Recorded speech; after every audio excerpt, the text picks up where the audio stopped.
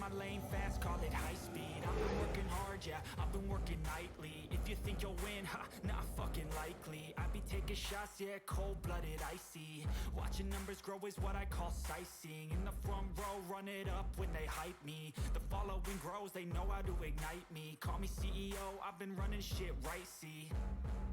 And I ain't playing games, I create my own lane, making pleasure out of pain, turning losses into gains, I'm the boss, I'm making change. I've been rocking this exchange, popping off and risking things, gonna make a fucking name. I just wanna be famous, but I don't want that cheap fame. No, I'm not that vain, I just wanna be greatness. Yeah, of course I have a maid outfit. You're a streamer. Where's yours? I have a robe. You were... I have like a little monk robe.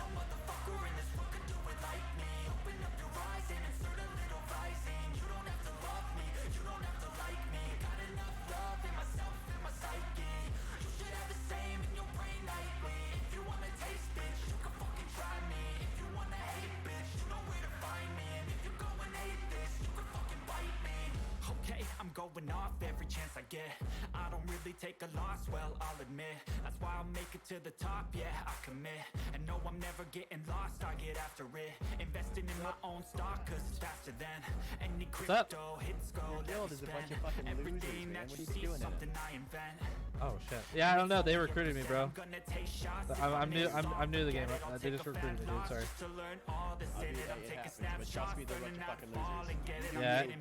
Yeah. I'm kind of seeing that too, bud. I don't miss a thing or regret it. I'm always learning. You could call me academic. I'm always working. Never been apathetic. Bad energy is like a poison. Needs some antiseptic.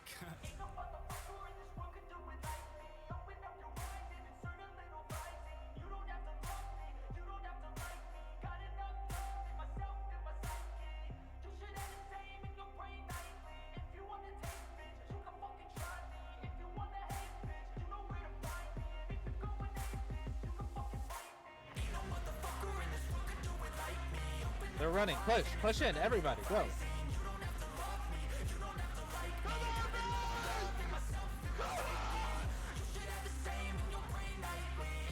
Someone get on their maid, please. I pushed the Mirae from him.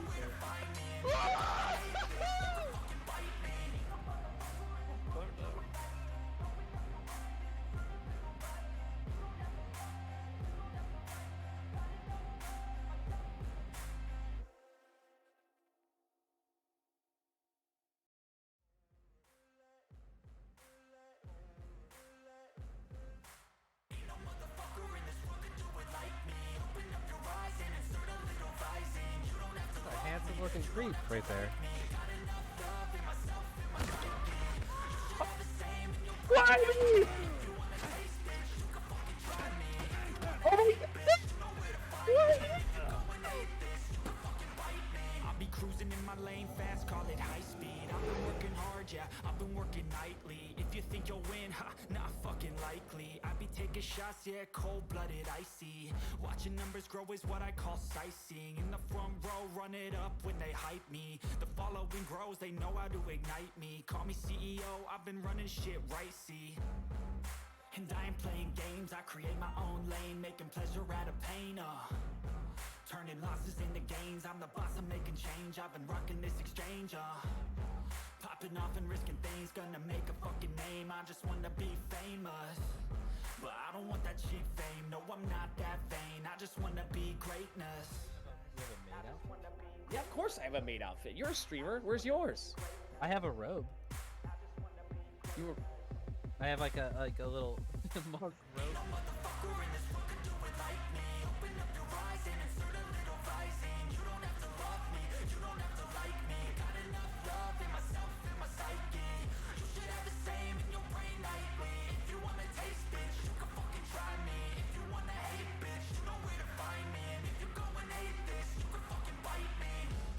I'm going off every chance I get. I don't really take a loss, well, I'll admit. That's why I'll make it to the top, yeah, I commit. And no, I'm never getting lost, I get after it. Investing in my own stock, cause it's faster than any up? crypto hits go. guild is a bunch of fucking losers, Everything man. that What you are you see, doing in it? something I invent. Oh shit. Yeah, I don't know. They recruited me, bro. Gonna take shots if I'm I new. miss all, I'm new to the game. forget it, I'll They take just a recruited me, fat dude. loss Sorry. just to learn all that's in it. I'm It taking happens, but trust snapshots, me, they're a bunch learning of how to fucking fall losers. and get it. I'm Yeah, getting back yeah, up, yeah, yeah. always I'm kind of seeing that too, stand tall, bud. I never back up, I don't miss a thing or regret it. I'm always learning, you could call me academic. I'm always working, never been apathetic. Bad energy is like a poison, need some antiseptic.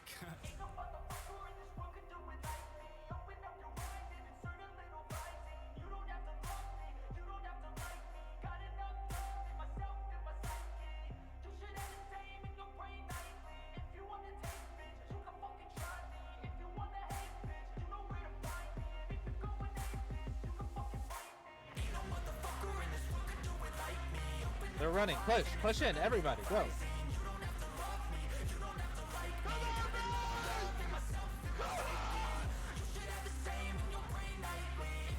Someone get on their main, please. I pushed the Mirae from the end.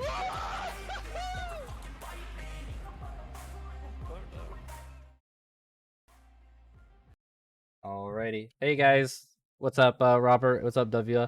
Hey guys, welcome to the Mortal Portal podcast. I'm here with is it Mirae? Am I saying that right? Yeah, Mirae. Right. Okay. Nave Public Radio, and then you were also the Nave News Network, or No, No. that was another person named Rayleigh, which we can talk about that a little bit later. But okay. yeah, Okay. Sorry, my um, mistake. My yeah. mistake. Go ahead and Sorry. introduce yourself. Sorry. Hi, I'm Nave Public Radio. Soon to be Pyre Plays. I'm gonna be changing my channel name in a week and 4 days.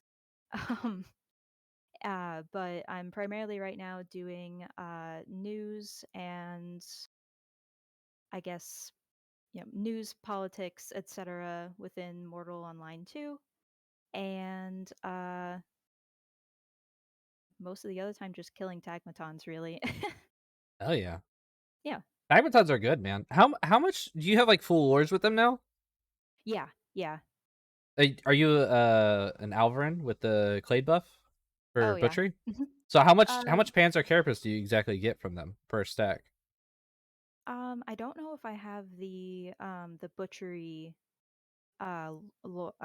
sorry, clade, but um per stack of tag, I think I'm usually getting around like 700, 800 Pansar That's kind of nutty. approximately. So Yeah, no, you only need like 3 stacks to get a full armor set, or less yeah, maybe. Damn, yeah. that's crazy. That's great. That's probably how many kills do you think that would take to get like 2,000 of it? Like, because I don't know how much carcass drops off a kill. I usually, when I go for Tagmaton runs, I get enough where I can carry it back without having to use bags. Um, I usually get like just under 2K on like a maximum weight capacity run. But you only bring back 2,000 carcass at a time? Yeah. I Oh do my it that way god. because like it's a lot easier to conceal it when you're not using bags. I'd rather go back and forth more. Did you not build a house out there or anything? No, I have the money for a house. I just don't know where I want to build yet. Well, it sounds like you'd save a lot of time and money if you just built a house somewhere out there. Then you just, you know what I mean? Then you just take it right to the Yeah, house, butcher it with the butcher table, no less, and you know what I mean? yeah, that's true. I mean, if that's what you do, then that's what you do. Yeah, but there's a lot of really cool areas of the map that I might want to build at that I'm not really sure if I want to build in Spider Valley or if I want to do like Hill Spey is really pretty, but there's not really much up there. And then there's Yeah. Toxai, which Toxai is relatively chill. Um, but I don't really do fishing yet. I don't know. I haven't like decided yet. I have the resources for building. I just haven't picked where I want to be yet. Yeah, I mean, as far as I know, Hispelia really God, between Toxai and Hillspelia, if you consider like the surrounding area, like I don't know which has less content, honestly, because they're both just so dry of like Yeah. animals and stuff to Hmm. do. I would Yeah, probably say Bhakti. Hespelia still, but I really don't go up there much. I don't know if there's Uriels or anything up by Hespelia now. Um, Toxai is like probably more your crowd though. Like there's a Hmm. lot of super friendly people there, like ungildeds, like people just chilling, hanging out, voiping, talking. You know what I mean? Like Yeah. definitely a cool crowd, but like content wise, like I don't know. There's not a lot to do between MK Toxai, so Yeah, that uh, is my guild is based in the Bhakti region. Um mhm. and I do like the Bhakti area because there is like a good variety of all the different kinds of resources. You have quick access to, you know, most of the map, I would say, unless you're going all the way up to like Fab or something. Mhm. Yeah. I don't know. I think they just need more animal spawns, honestly. Like Yeah, I agree. it's bad. It's so bad. Like I get like what they're going for. Like they want resources to like mean more and like, they want like that conflict and stuff, but at the same time it's also like when you're riding through the game and you just see nothing for like 10 minutes, like and all it's like some parts of the map don't even have like trees or bushes or anything. Like the like Yeah, central it's step just is like open plains. completely barren. No trees, barely any rocks. Like that's where my castle is. So, I go back by there quite a bit sometimes and it's just nothingness and it's so bad, man. It's so bad. Like Yeah. we Yeah, got to remember no, at the end of the day they it's a game. So, yeah. I mean, they have been talking about the whole points of interest thing that they're going to be doing. So maybe that'll help fill it out a little bit, but I don't know, it kind of remains to be seen. I'm very cynical with the concept unless I'm not understanding something about it. But isn't it just like something to look at, like the points of interest? There's not really like going to be loot or anything involved. It's just I could have I thought that there some of them are going to include some opportunities for like now, this was maybe a stream or two ago, so I don't remember all of the details, but when he was talking about it, Henrik, I think, mentions that some of them are going to be more like static world building pieces, and some are going to have um, mobs that might okay. drop stuff. Again, like grain of salt. I don't 100% remember what he said about it, but that's what I'm recalling. Like for instance, this is just off the top of my head something that made me think about it. Is like Oh my if god. they Sorry. wait, what just When happened? I Did when you? I take well, I just took a sip of water and my model just freaks that Yeah, freaked I saw out. you. I was like, Yeah, yeah, um, but like if they had like a little scenic like maybe like a caravan ambush with like dead bodies and stuff, and then they put some like tribe rats there as if like they like attack this like yeah, caravan and like kill the people. Like that would be cool. Like they add more like spawns like that around the map, where even if it's just like a few tribe rats or something, um, or maybe if they put like a fucking like I don't know some mini boss type minotaur in the bullhead tunnel where where it has the yeah, uh between cave camp and Mage Valley or whatever. Not Cave Camp, but Northern Step and Mage Valley. yeah, Stuff like that. That would be cool. Like if they add more spawns and more things to do. If it's just something to look at, like I'm gonna be done with it in like 5 minutes. You know what I mean? I'm gonna like walk past them and see it. Oh, that looks cool, but it doesn't do anything for me after that. You know what I mean? It's just like okay, something to look at, or maybe something to call out if you're in like a PvP situation or you're trying to find your friends. Be like, oh, I'm near the head pikes or whatever. Where they yeah, put their heads on the pikes or whatever. That's the only real usefulness I would get out of that. I don't know. It's kind of like when they added like chest hair and dick jiggling when we're all asking for like actual game mechanics. It's kind of like it's a fluff piece for like marketing, but then like people actually play the game and then realize it's lacking all this content, and it's just like it yeah, doesn't make people stay. It's like something flashy to like, oh, kind of like catch someone's eye, and then when you realize like it's nothing, it's just like, oh, okay. yeah. I Um, don't know. That's how I look at it. I'm very cynical at this point in my life with the game, but yeah. yeah, I I try to be optimistic. Sorry. I do tend to be more on the optimistic end of kind of like being hopeful with how the development is going to be going. And something I did I've mentioned a few times in a few different places, but when people are talking about like, oh, why are they wasting development time on this when they should be working on that? Um, they're doing both. Like they probably have specific team members working on one thing, like like uh obviously territory control and sieging are the biggest focus points for them right now, but it's a big task. So meanwhile, so that, there's not 6 to 8 months of absolutely nothing, they probably have other developers working on these smaller updates. And obviously everybody's going to feel differently about that, but people kind of have the perception of like they're only focusing on one thing at a time, when game development doesn't work like that. Like there's always different team members working on different aspects of the game. Um, Where that and that they've is, yeah. Oh, sorry, I thought you were done. Go ahead. they've mentioned hiring contractors, so maybe the core dev team is smaller, but they probably have outside developers working on other stuff while they concentrate on like the big things. You know what I mean? Right. No. You're 100% right. I guess the other side of that, like the argument to that, if there is one, if it's even considered an argument or just whatever, is like there's different. I guess I don't know what it would be called in like the dev world, like departments. I guess I don't know if that's an accurate term. Like where like the art team or like the mechanics team. I don't know what it's called. I am not a dev at all. I don't. I But mean, yeah. okay, so let's just call it departments. It's probably called something else realistically, but I'm just gonna call it departments. But Hmm. realistically, like if they have like their mechanics department and then they have their art department, realistically, you're still paying those people when you could be paying someone else. Like you have like let's say you have two people in mechanics, or yeah, two people in mechanics, two people in art. It's like, well, you're paying the art people when you could be paying more mechanics people. I guess that would be what people would disagree with, I guess, at the end of the day. Like, yeah, they're working on different things, but they could be putting more focus by paying someone else to work on the stuff that people want to focus on. You know what I mean? Where I, you always mhm. need an art team. That's maybe a bad example, but that's kind of like what I'm getting at, I guess.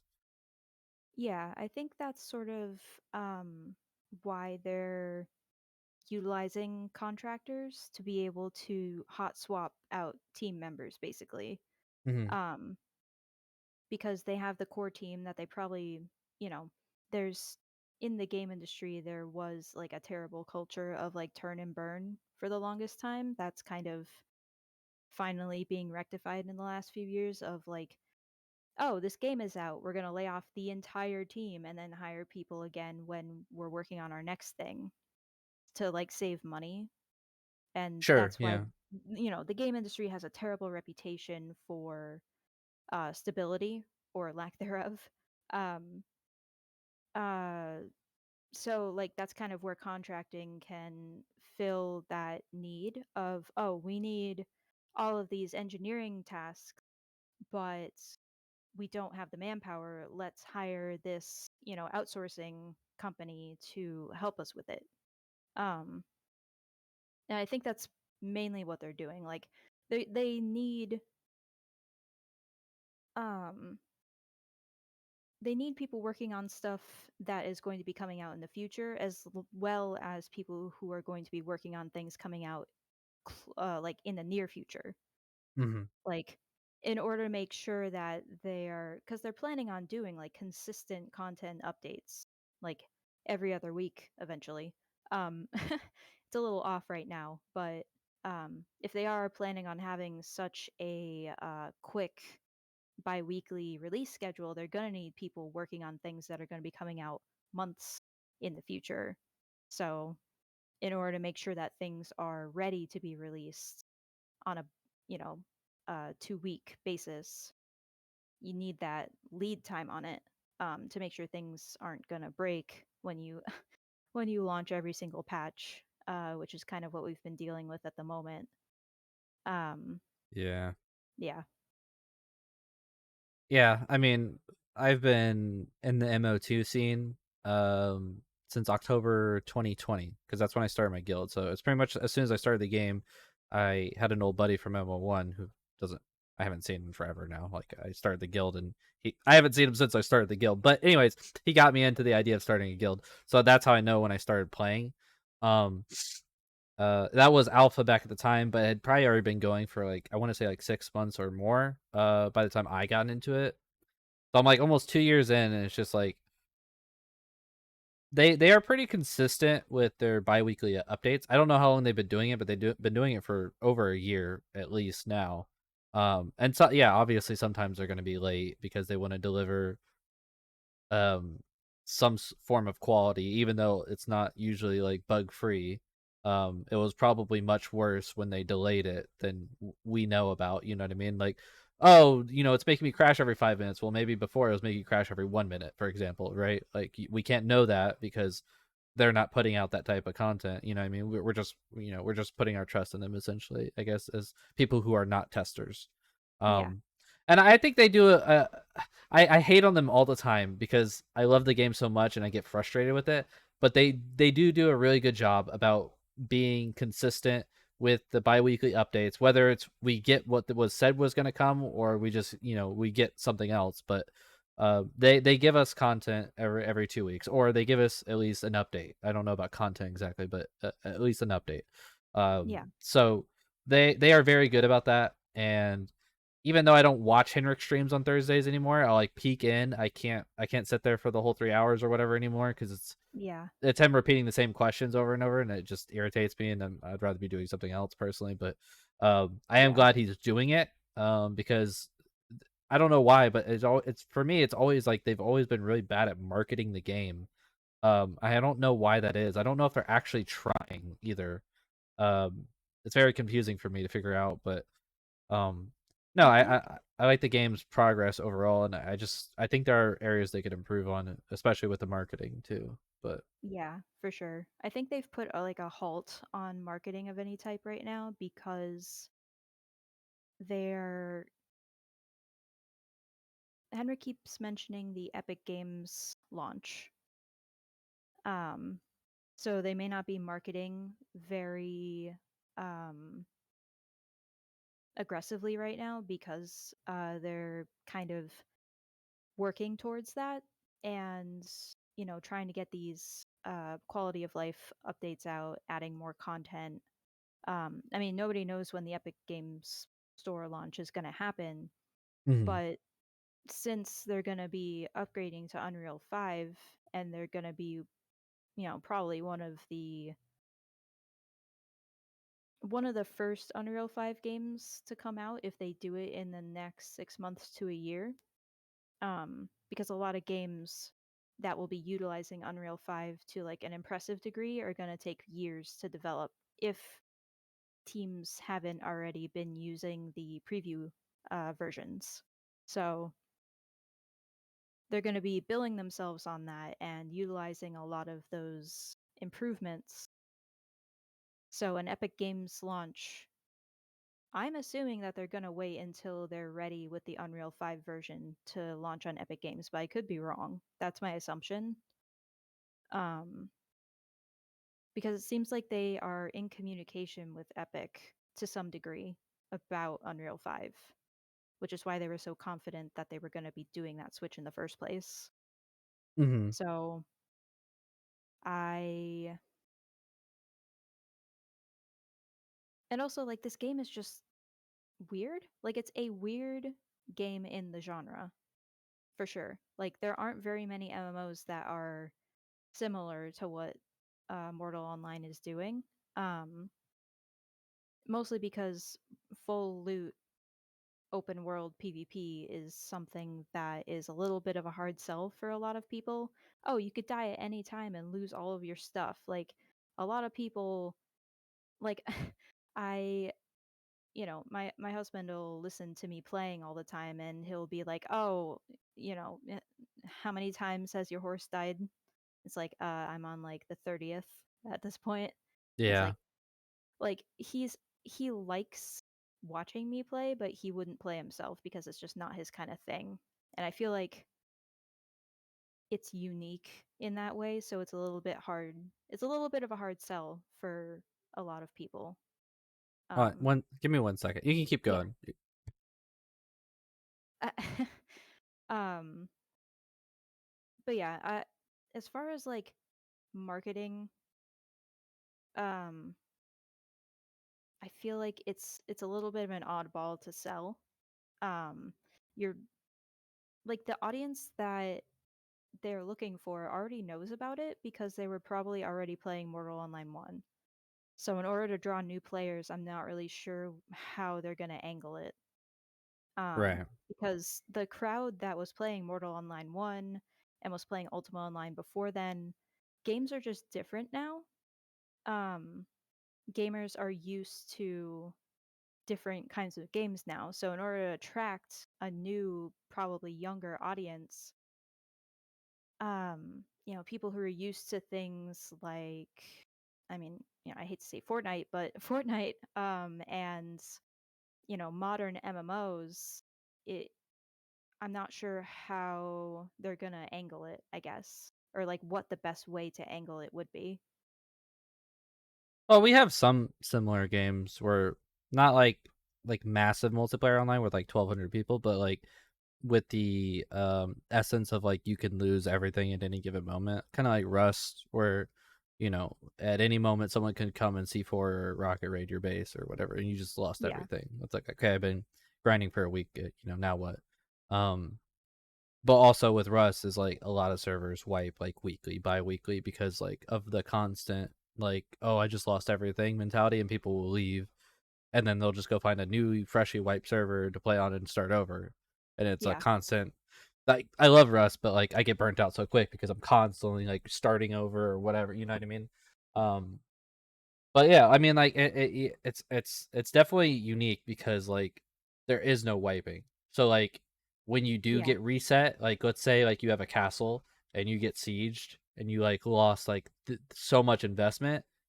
mhm, There's no seasons. There's no like reset button. Like it's persistent. So yeah, like your enemies are just that much further ahead of you now, as far as like strength and wealth or whatever you want to call it. So it's very demoralizing, and a lot of times in MO1 when a guild got their castle siege, like they would quit for like the whole guild would quit for like a long period of time, before, and then they would come back eventually, usually. yeah. Like, Maybe not as strong, but like they would come back because they like the game in general. But it was so demoralizing. You're just like, oh shit, like yeah. How do you I need come to go back do something else. from having basically you're at the top and then all of a sudden you've lost literally everything that you've worked for like the past x number of months or even like a year, and it's just gone. You're starting from scratch again. I can see how that definitely would be, uh that's like some next level losing in games that um that's not very common to like have such a dramatic decrease in like in-game wealth. Yeah, um I think that's a little bit of what is difficult for like new players. Um, is brand new players to the game, they see the wealth deficit between people who already have like strongholds and the guilds that have the keeps, and then the small guilds that are working out of like houses or maybe are working towards a stronghold now, and it's like, how do you build wealth when a lot of the game already has, like, there's people who are already very well established, um and how do you build yourself up to that point working around people who have basically like unofficial territory control over like certain areas. Like there are certain areas of the map that you like have valuable resources, but either there's a keep nearby or there's like five strongholds surrounding the area, and it's like, all right, I need to find a time when none of these people are on so I can go get these resources, make the money that I need to make in order to get my own house or my own stronghold, and then like building up from there. Like, I only got the gold to build a house like maybe a week ago because I'm playing relatively casually. Like, my guild's small. Um, you know, I've just literally I made that money selling Panzer Carapace. Mhm. So like, you know, it's a very different mindset for people to get into.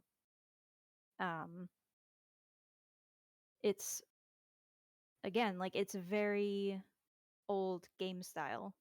Like people who aren't used to games like Ultima Online, old school RuneScape, you know, Mortal 1, um, it's going to be a very foreign concept to them that you have to work this hard in order to progress.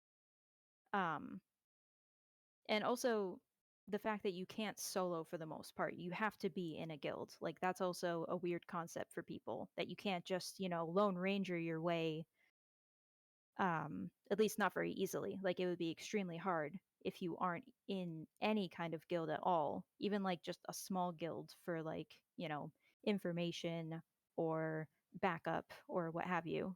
Um, these are all just kind of like points that I've seen people bring up in like the official Discord, for example. Like, I see people being like, "Oh, I don't understand why I can't solo or why it takes so long to get stuff done." And it's just like the game's not going to change for them.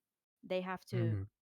work around it, and if they choose not to, then like that's just, I guess, a difference in preferred play style. But like I think that's the main challenge of like acquiring new players for a game like this. Um, Finding people who are willing to stick it out and rough it in order to eventually, over the span of months, like build their wealth and build themselves up. Like, and that's as someone who never played any game like this before, that's actually what I found really interesting about it. Like, I come from a very PvE perspective. I'm not a PvPer at all. Um, I don't, I usually run away when people try and fight me.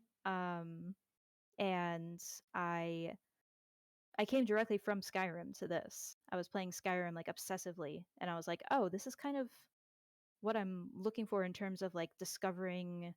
Like, I really like exploration. So I was like, oh, it's like a huge continent to explore, and stuff to kill, and it's difficult. Like, I can die at any point, and that's really interesting. Like, instead of that being sort of like a detriment, I found that as like a really unique challenge.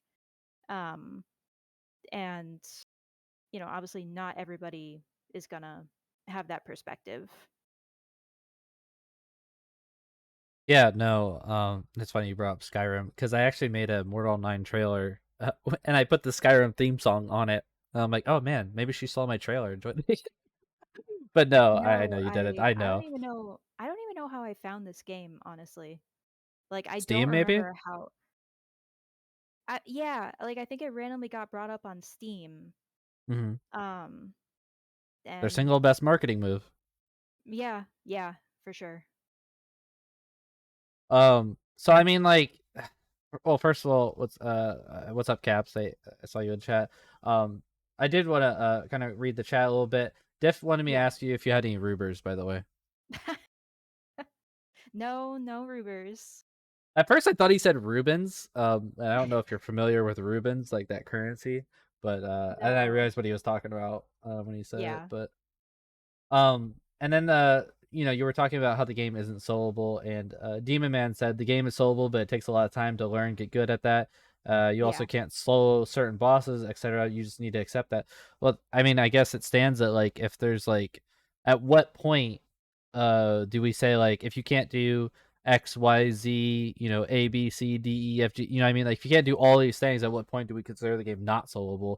Because sure, you can buy, you can buy the Minnow Axe, you can buy the Draco book, you can buy the Ranger Armor book, but like if you're not experiencing the content and you're doing more of the same just to be able to afford the book, I mean, like you're missing out on part of the game. And how many parts of the game do you have to miss out on before it's like, okay, the game's technically not soloable if I'm can't play 40% of it because I don't have a group. So Yeah. I definitely think there's an argument there. And I would probably lean towards the game is not soloable because of how much Yeah. content is, especially depending on your build. Like if you're a mage, a much larger the portion of the game is not available to, because you're not going to be able to kill a lot more things than if you were like a third star foot fighter or like an Yeah. MA, So, it's definitely not like a black and white topic. It's more gray area depending on what you play and how you play. Yeah, for sure. The game was definitely built around you joining a guild and working together with people to get stuff done. Um, I guess that's kind of what I meant by like if you're gonna try and solo, it's gonna be very difficult. Um, like some stuff is doable, but definitely not everything. And I don't think they ever intended for everything to be done solo. They want that sort of community aspect to it. That the same reason why you don't have like infinite skill points. They want that social interaction with the community Yeah. between players. They don't want you to be able to do everything. They want you to integrate yourself into the community. Yeah. What Bonnie? Calm the fuck down first. Like, what are you talking about, dude? Bonnie, are you even playing right now, dude? Are you even playing? Come on, man. We need Levian content up in GK. That's all I'm gonna say, man. Come up to GK. But anyways, fuck, I don't remember what I was gonna say. Oh, I was gonna talk about like kind of going back to like when we were talking about like losing everything with the castles and stuff. I did want to kind of, I wanted to hear the juice that you've collected over the week about like what. So we're discussing like the Kodo Legion war that started. Was it last week? I think it was last week now, or It was it was this week? really early. I think it was either like Sunday or Monday. Mm-hmm. So it Okay. hasn't even been a whole week yet. Okay. And from what you've gathered, like what have you surmised from like how it started, or what's going on with that? So basically, I went between a couple different guilds that were on both sides to kind of like get the commonalities between the two in the story and then kind Mm-hmm. of like looking at their perspective on what was different. So the commonalities were that Black Team, which is a Russian guild on the collective side, um, they built a stronghold right next to Meduli. Kodo took issue with that, um, and then they took it down. And then they did it again. And Kodo obviously took more issue with it because there was persistence at that point. Um, and there's a little bit of a discrepancy at this point. On the collective side, they had a meeting between the guild leadership of the different guilds in the collective. And it seems like Black Team didn't get the memo to back down. If you go at it from the coalition side, Kodo's side, they, Black Team was just being like persistently aggressive, and um, there was no sort of like pushback from collective to get Black Team to back down. And eventually Kodo was like, all right, you're gonna pay us to take this stronghold down after like this third time that it happened. You're gonna pay us, and when TC comes in, we're gonna take all your stuff down. And the collective as a whole took issue with that because, at that point it's sort of like Kodo was threatening their ally, and then the whole sort of truce, semi-truce that they had going on kind of fell apart at that point between the collective and the coalition, and now they're just all out war. Which primarily has been Kodo versus Legion because they're the two biggest players on each side.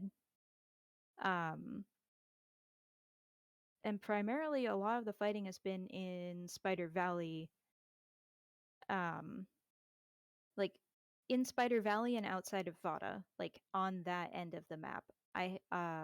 And also like Legion going over to Meduli, obviously.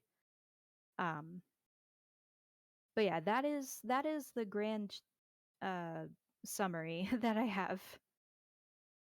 Sorry, I'm not laughing at fucking Bonnie is It's fine. he's just being silly.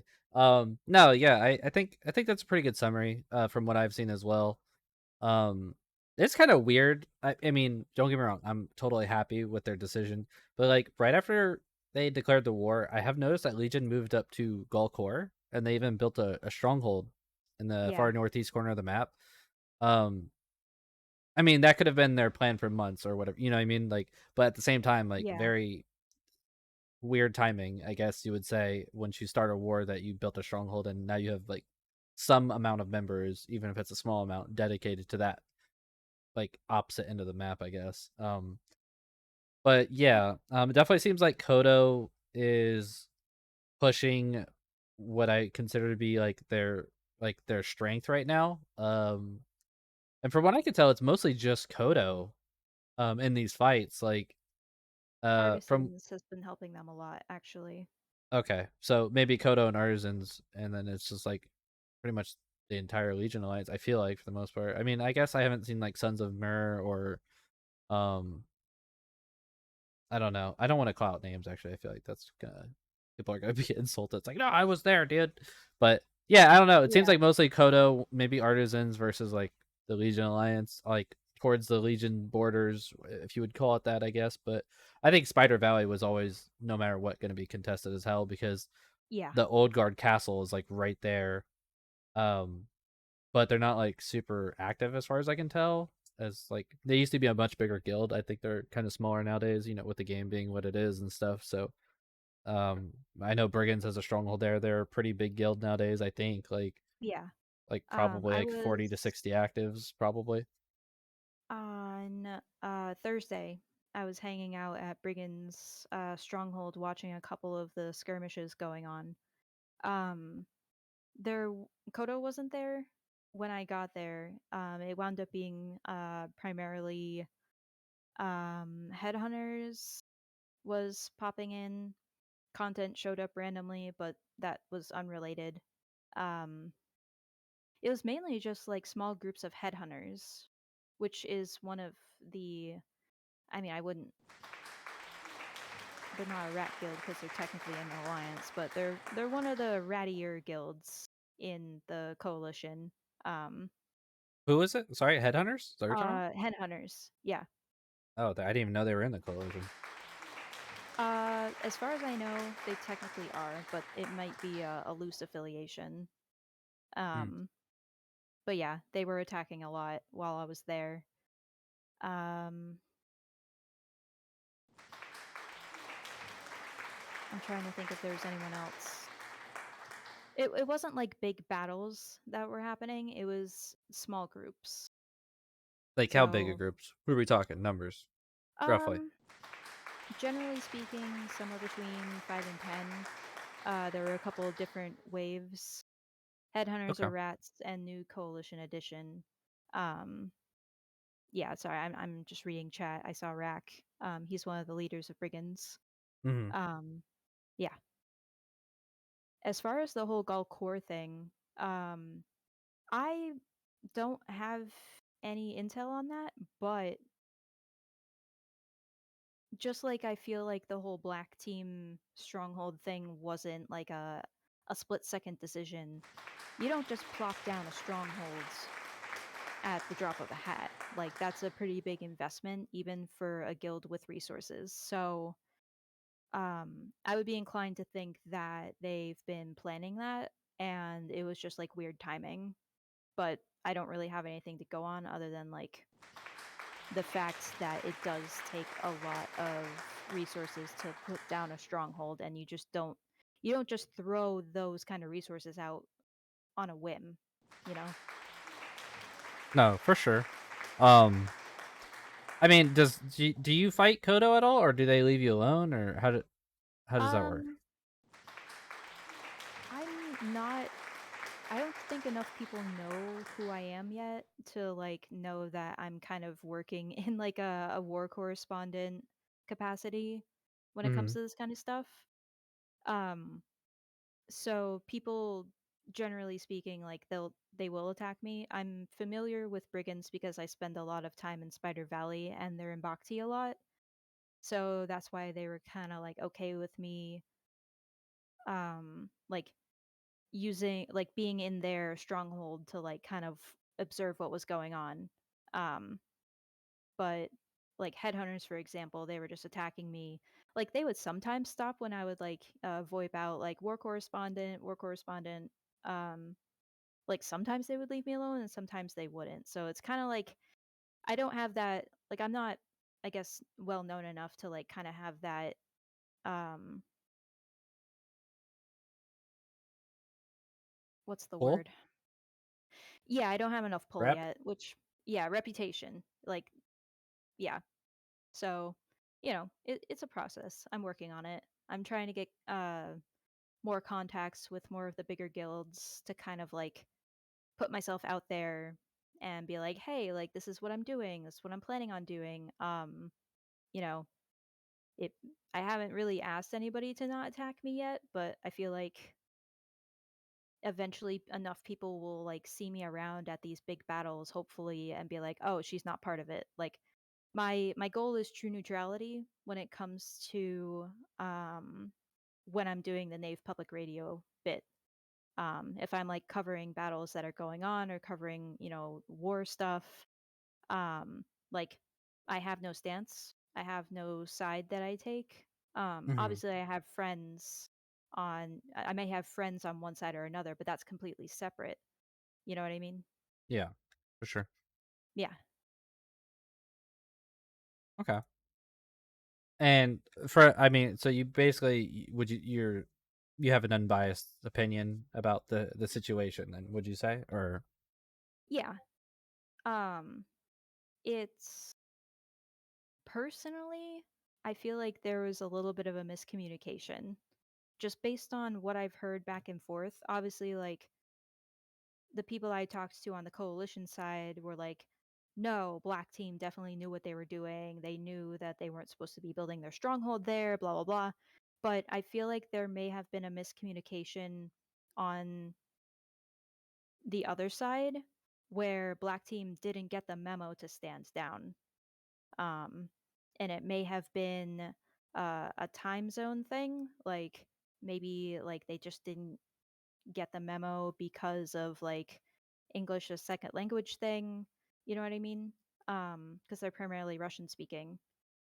So I feel like maybe if Kodo had like held back just a little bit and given the collective a bit more time to sort of get the message through to Black Team, like, hey, you need to stop. Maybe this whole situation could have been avoided because a couple of different guilds on the collective side have said like we didn't want this war to break out right now. Um, like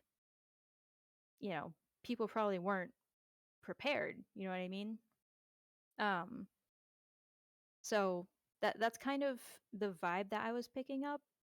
But um, I saw you shook your head a little bit. You may not agree. oh no, Oh, are you just looking at Oracle, chat? no RX. I know you're RX friend. He's saying some really cringe stuff in chat. So, from what I'm gathering, that RX is saying is he's outside of Content's stronghold that one naked guy is building. He's got multiple Oh, people outside, and he's asking the naked guy to come out to die to a group of players. eh, Like you're challenging one naked with a group of players. Like, what are you doing? Do you understand how ridiculous that sounds? I'm sorry. I was also listening to what you were saying, but yeah, he's it's also fine. saying this in chat, and I'm just like, I can't compute what he's saying right now. As he's like, I don't know. I can't tell if he's bragging or I don't know. Anyways, I but don't yeah, know. um, yeah. I mean, from what I could tell, Kodo, like I said earlier, is kind of like the aggressor right now. Like, I mean, if they're fighting in Yeah, Spider Valley, they're fighting outside Vada. It doesn't seem like there's too many fights that are reported outside Meduli right now. Um, I mean, you're fighting on Brigand's home turf where they farm and live. In one way it's an advantage, and in another way it can be really annoying when you're just trying to like log in and do a little bit of farming, and there's 20 Kodo outside your stronghold where you go to bank your yeah. stuff. So it's like, okay, well now I can't bank Even here. You know. even when I was like the whole Kodo being in Spider Valley thing, that was going on before, like at least for like 2 weeks before this all happened. Because I obviously go out there a lot to do tag farming, and um, I would there was a couple times where I got killed by roaming Kodos, and because they have a couple of houses up on one of the ridges of Spider Valley. Um, Hmm. so like the territory dispute of Spider Valley was kind of happening anyways. So it doesn't surprise me that that's like one of the big PvP spots because it is a very contested area. Even though like TC, like they can't really do anything about a stronghold right now because it's just got too much HP. Um like they can't siege it down. Um but as soon as sieging comes in, I would imagine that would be one of the hotspots. Like they're gonna try and probably take down the strongholds in that area pretty quickly.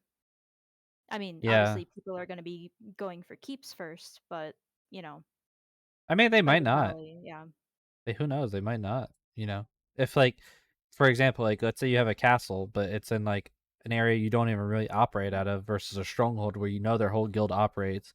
Like, probably taking down the stronghold would be even more demoralizing than losing the castle, because it's like, well, we got the castle, but we're not really using it. Versus the stronghold that's in a really good spot, and then maybe their enemy puts up a spot right where the stronghold was. You know what I mean? Like that could be extremely Yeah. demoralizing, I feel like, for a group. It just depends, on the group and the situation, but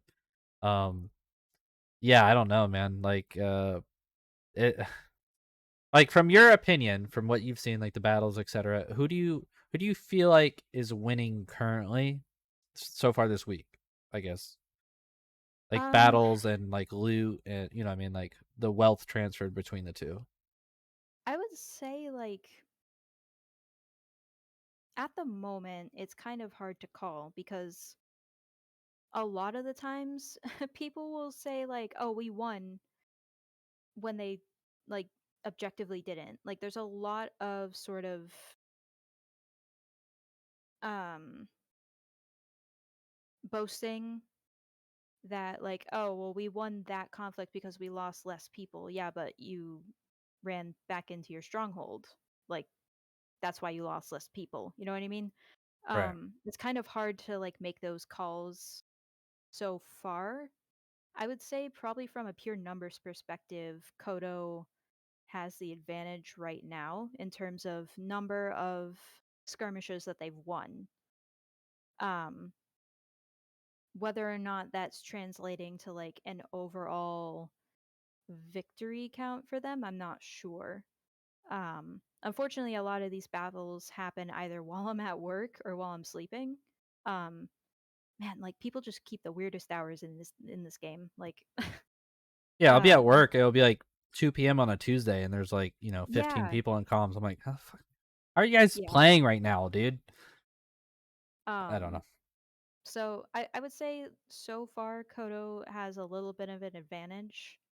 Um, but the weird thing about a war breaking out right now of this scale is that there really is no excellent barometer for determining whether or not people have won or lost because there are no big assets going up or down Mhm. because we don't have territory control and we don't have sieging.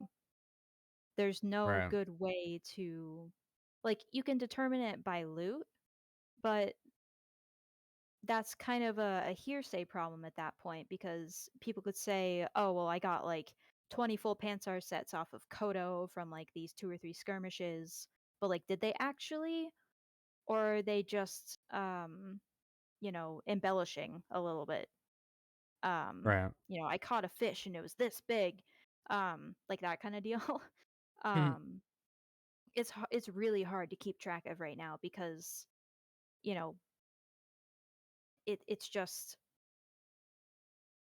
there's no good barometer for it right now.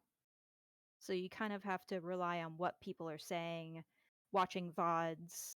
Um, you know, just from that alone, it does kind of seem like Kodo's winning, but Kodo also has a numbers advantage. So Well, numbers aren't always an advantage. it's true. Like, did you ever see that content video where they went 20v70 with Kodo or whatever? I or didn't no? see that one specifically, no. Okay. Well, I mean, like, there's different strategies you can employ, like kiting like out a bigger group, especially through like a dense forest or jungle or whatever. Swimming is always like an anti-zerg mechanic because the more people you have, probably the higher chance that more people don't have swimming because it's not in everyone's build, of course. So you can Yeah. kite people out, you can cause people to drown if there's like a push to jump in the water. You know what I mean? Like, Yeah. and then Zergs typically, they don't give the individual player like the attention that they should be getting. Whereas in a smaller guild, like everyone's probably getting more attention and more tips and stuff like that for their builds and stuff. You know what I mean? So, numbers Yeah. are good in open field combat when there's a clear direction and clear line of sight and everything like that. But like depending on the type of fight or like terrain, it can actually be a deterrent and actually be Yeah. like the more people dying quicker. It's like, yeah, like we still have 2 extra numbers from 3 extra numbers, but like we just lost like 20 people. Like this is fucking demoralizing. Like people, their mind, they're not pushing their W key anymore. Now they're pushing their S key, or or Yeah. maybe they're putting their weapons away and running away and bandaging because they're not sure if they're getting heals anymore because 20 people just died, even though they have 2 extra numbers still. You know what I mean? So Yeah. it, it really just depends on so many factors, really, I guess. But For sure. Um yeah, like the perspective on how each side views it obviously is going to be different. Like Kodo might still be outnumbering, like, say, brigands in like a particular skirmish, but because they've lost like over half of their numbers, like they may retreat. Like, but they're still outnumbering. Like obviously that's an example. I don't know if that's something that's ever actually played out, but I'm saying like one side, you know, like that's definitely like if you're used to outnumbering, and then suddenly you're at even numbers, you're gonna get a little nervous. Um, usually, yeah. Also, like you mentioned swimming, it blows my mind that people exclude swimming from their build. Like that was one of the first things that I found my guild in Haven through the help channel. One of the first things they told me is put swimming in your build. Like Mm, just do it because the instant that you need it, you're going to regret not having it. yeah, Like, for sure. and there's been already a couple of occasions where I've used swimming to my advantage to get out of a situation. So, you know, I definitely think, like, I don't blame people for not putting it in because if you're primarily in the desert area, you're not really ever going to need it. But the one time you go down to the jungle and you know suddenly it's a problem, like, you know it's one of those things. It's like one of those utility skills that I feel like maybe shouldn't be a primary, but the fact that it is makes it like a strategic advantage for those who do spec into it. I think it definitely should be because um it is like an anti-zerg mechanic. So like a non-anti-zerg mechanic would be something like aggressive stance because like in like a lot of like bigger guilds, like you'll have people leaning way more towards like Ogmirs and Thursars because of their Warcry buffs.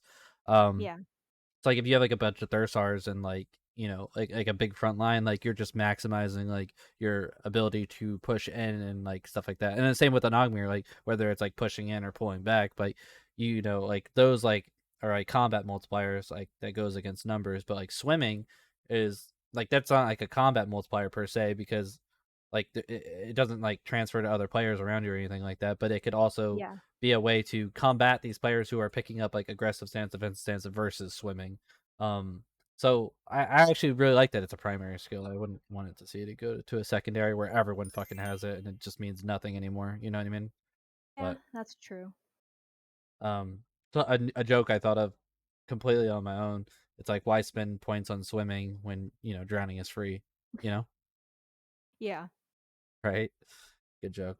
Anyways, so how do you feel about this patch? With the guards patrolling around only Oh my Medullae. god. How does that make you Okay. feel on the inside? I have feelings about it. I feel like You it's have feelings. not. Oh, interesting. Yeah. Yeah, I feel like we don't that's not really okay. Sorry, I had a couple different thoughts at once. So like Okay. Meduli doesn't have walls. Hmm. So it automatically has that disadvantage. But that the balance of then adding guards outside of what you would consider Meduli boundaries does not seem like the move to have made. Um, there's been a lot of outcry about it. Um, a lot of people are very upset about it because, and you'll get warned for saying this in the official Discord, as I'm sure everybody's found out at this point, but a lot of people are saying this is Kodo favoritism. Hmm. Um, whether or not it's Kodo favoritism, nobody can really say. But regardless of whether or not it is, it does not seem fair. Um, I don't know exactly where they are because I haven't actually had a chance to log in yet. But um, just on the face of it, there's not very many guards that do the same thing in any other city. Like I've heard people say, "Oh, there's one in Bhakti that like goes up near the ruins sometimes." It's like, is I live in Bhakti and I've never seen that. And I go up to those ruins like every time I go in and out of the city, and I've never seen a guard anywhere near them at all. So like, and Bhakti has the guards outside, but most of the time they're facing in. Like they're facing into the town and completely useless if you're getting attacked more than like 15 feet away from the gates. So like, I don't know, it just doesn't seem like a good idea. I'm not a fan. It Yeah, I doesn't mean, it feels like Meduli is getting an advantage that no other towns like, get, especially why wouldn't they give it to Fabrinum too? Like as another town that gets heavily rated, right? Like everyone, yeah, I mean, like, damn, I don't go to either town anymore, especially not Meduli. But like Fabrinum, I feel like gets rated more than Meduli because of the proximity to Kranesh and where the yeah. backdrop's located to Fabrinum. It's like if you're gonna put it at any town, wouldn't you put it at like Fabrinum? You know what I mean? Like patrolling around Fabrinum? Like, I don't know. That just when I saw that, and it's so bad. It looks so bad. It also Um, goes relatively counter to like the spirit of the game. yeah. Like you can get killed at any time in any place pretty much unless you're around Meduli apparently. Like Like they're just half-assing both systems. They need to like just turn off PvP in towns. Like that's what they're growing to. Eventually, they're just going to get to the point where they just turn it off. Like they just need to do it because like clearly they don't want you to PvP in towns. So why wouldn't you just turn it off? Like I would just turn it do the off. opposite.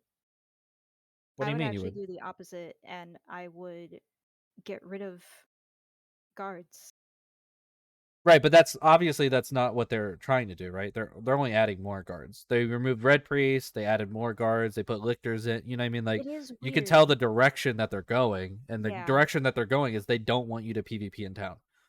You know, especially when they added the rep loss to guard aggro. That was a big one because before Yeah. you could like kill someone's horse or attack a person as long as they didn't die and like give you a murder count. You didn't lose rep in that situation. You just died and lost whatever was on you, which at the time was a lot of mage banging. Like people would like queue up a bunch of casts and like Yeah. attack you at the bank or whatever, and then you would die. Um, but you possibly didn't lose rep in that. But now you definitely lose rep, at least like Yeah. 90% of the time. But I mean, if that's what they're, if they don't want you to just turn it off. Like, it just pisses me off. It's like there's like blue ballsing all of us in the community with like, oh, you can attack anyone anywhere, but do it and you'll get punished like tenfold. You know, it's like just Yeah. turn it off. Like it's so I silly, man. feel like um it's like I would say that there's a lot of differing opinions of players of like what they should do about like PvP versus PvE and that balance. But I think everybody can agree that the current rep system is awful. Um, Terrible. like I don't do PvP. I have 0 murder counts to my name, and I wholeheartedly agree that the reputation system is just broken. Um, Well, I don't. Did you play when Risers used to give reputation? uh, I only started playing 3 days before launch, so probably not. Okay, so before parcels, before that whole system was in with like tasks, you used to be able to kill Rysars and get a good chance of getting reputation with even possibly multiple factions at the same time. I think like the beta community, I guess it was in beta, 'cause I can't even remember now, but it was probably in beta. Everyone loved that fucking system. Like one, you were farming, two, you were getting clayed, and three, you were getting rep. Like it was like the perfect like PVE PvP solution. And we also had red priests at the time near towns. And God, if they would just bring back Rise our rep and then also add like maybe a lower percentage chance with to bandits of like getting reputation from killing bandits, that would be great. And it makes perfect sense too if you think about it. Like okay, like let's take Fabridom for example. There's so many bandit camps around Fabridom. Yeah, Obviously the local guards and like empire, like the empire in general, would appreciate someone removing these bandits and brigands from around their territory, right? Like that, it makes perfect sense in my mind that they would reward you and like you more for removing these people who are attacking their traders and civilians and all that. So I don't know why it's not in the game. Like it should yeah, 100% be in the game that you get reputation from like bandits, like Rysars, stuff like that. Like another type of yeah. humanoid if Something there is that's one. actually like fun and engaging and not mind numbing. Yeah, Like like parcel running running is mind parcels is, numbing. yeah. Yeah. I was just taking a quick look at chat. When I said that they should remove guards, I didn't mean completely. I was saying that in contrast to adding more. Like, I would prefer if they had less versus more. So sorry if that wasn't clear.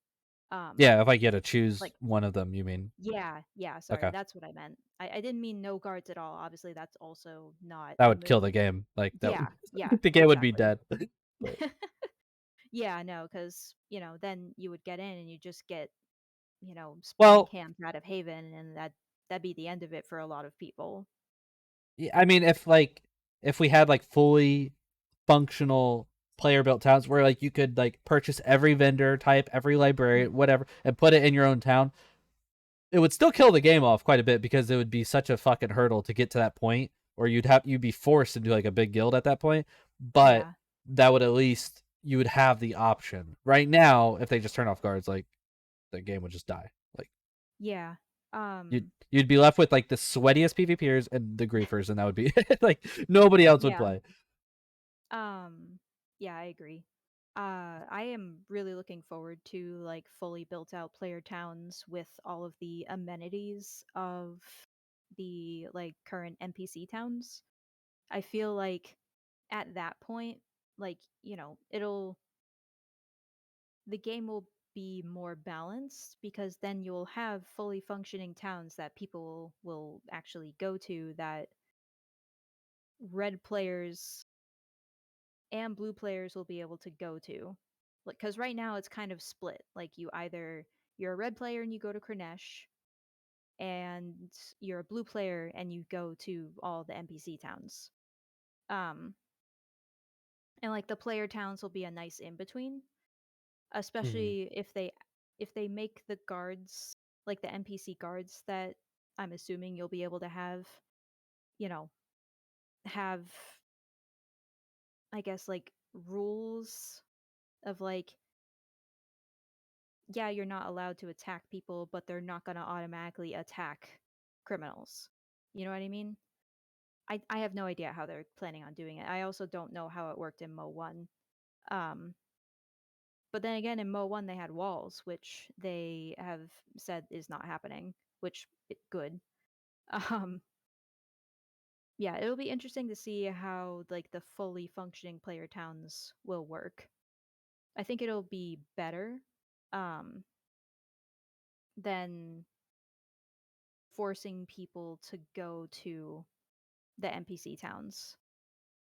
No, for sure, because one, it's something that the players created, so it's already going to be more interesting. Yeah. And then like too, if they allow you to like somehow design towns in like a really cool way, like it'd be interesting like if like okay, let's say you have like a stronghold and then you have like 10 houses or something.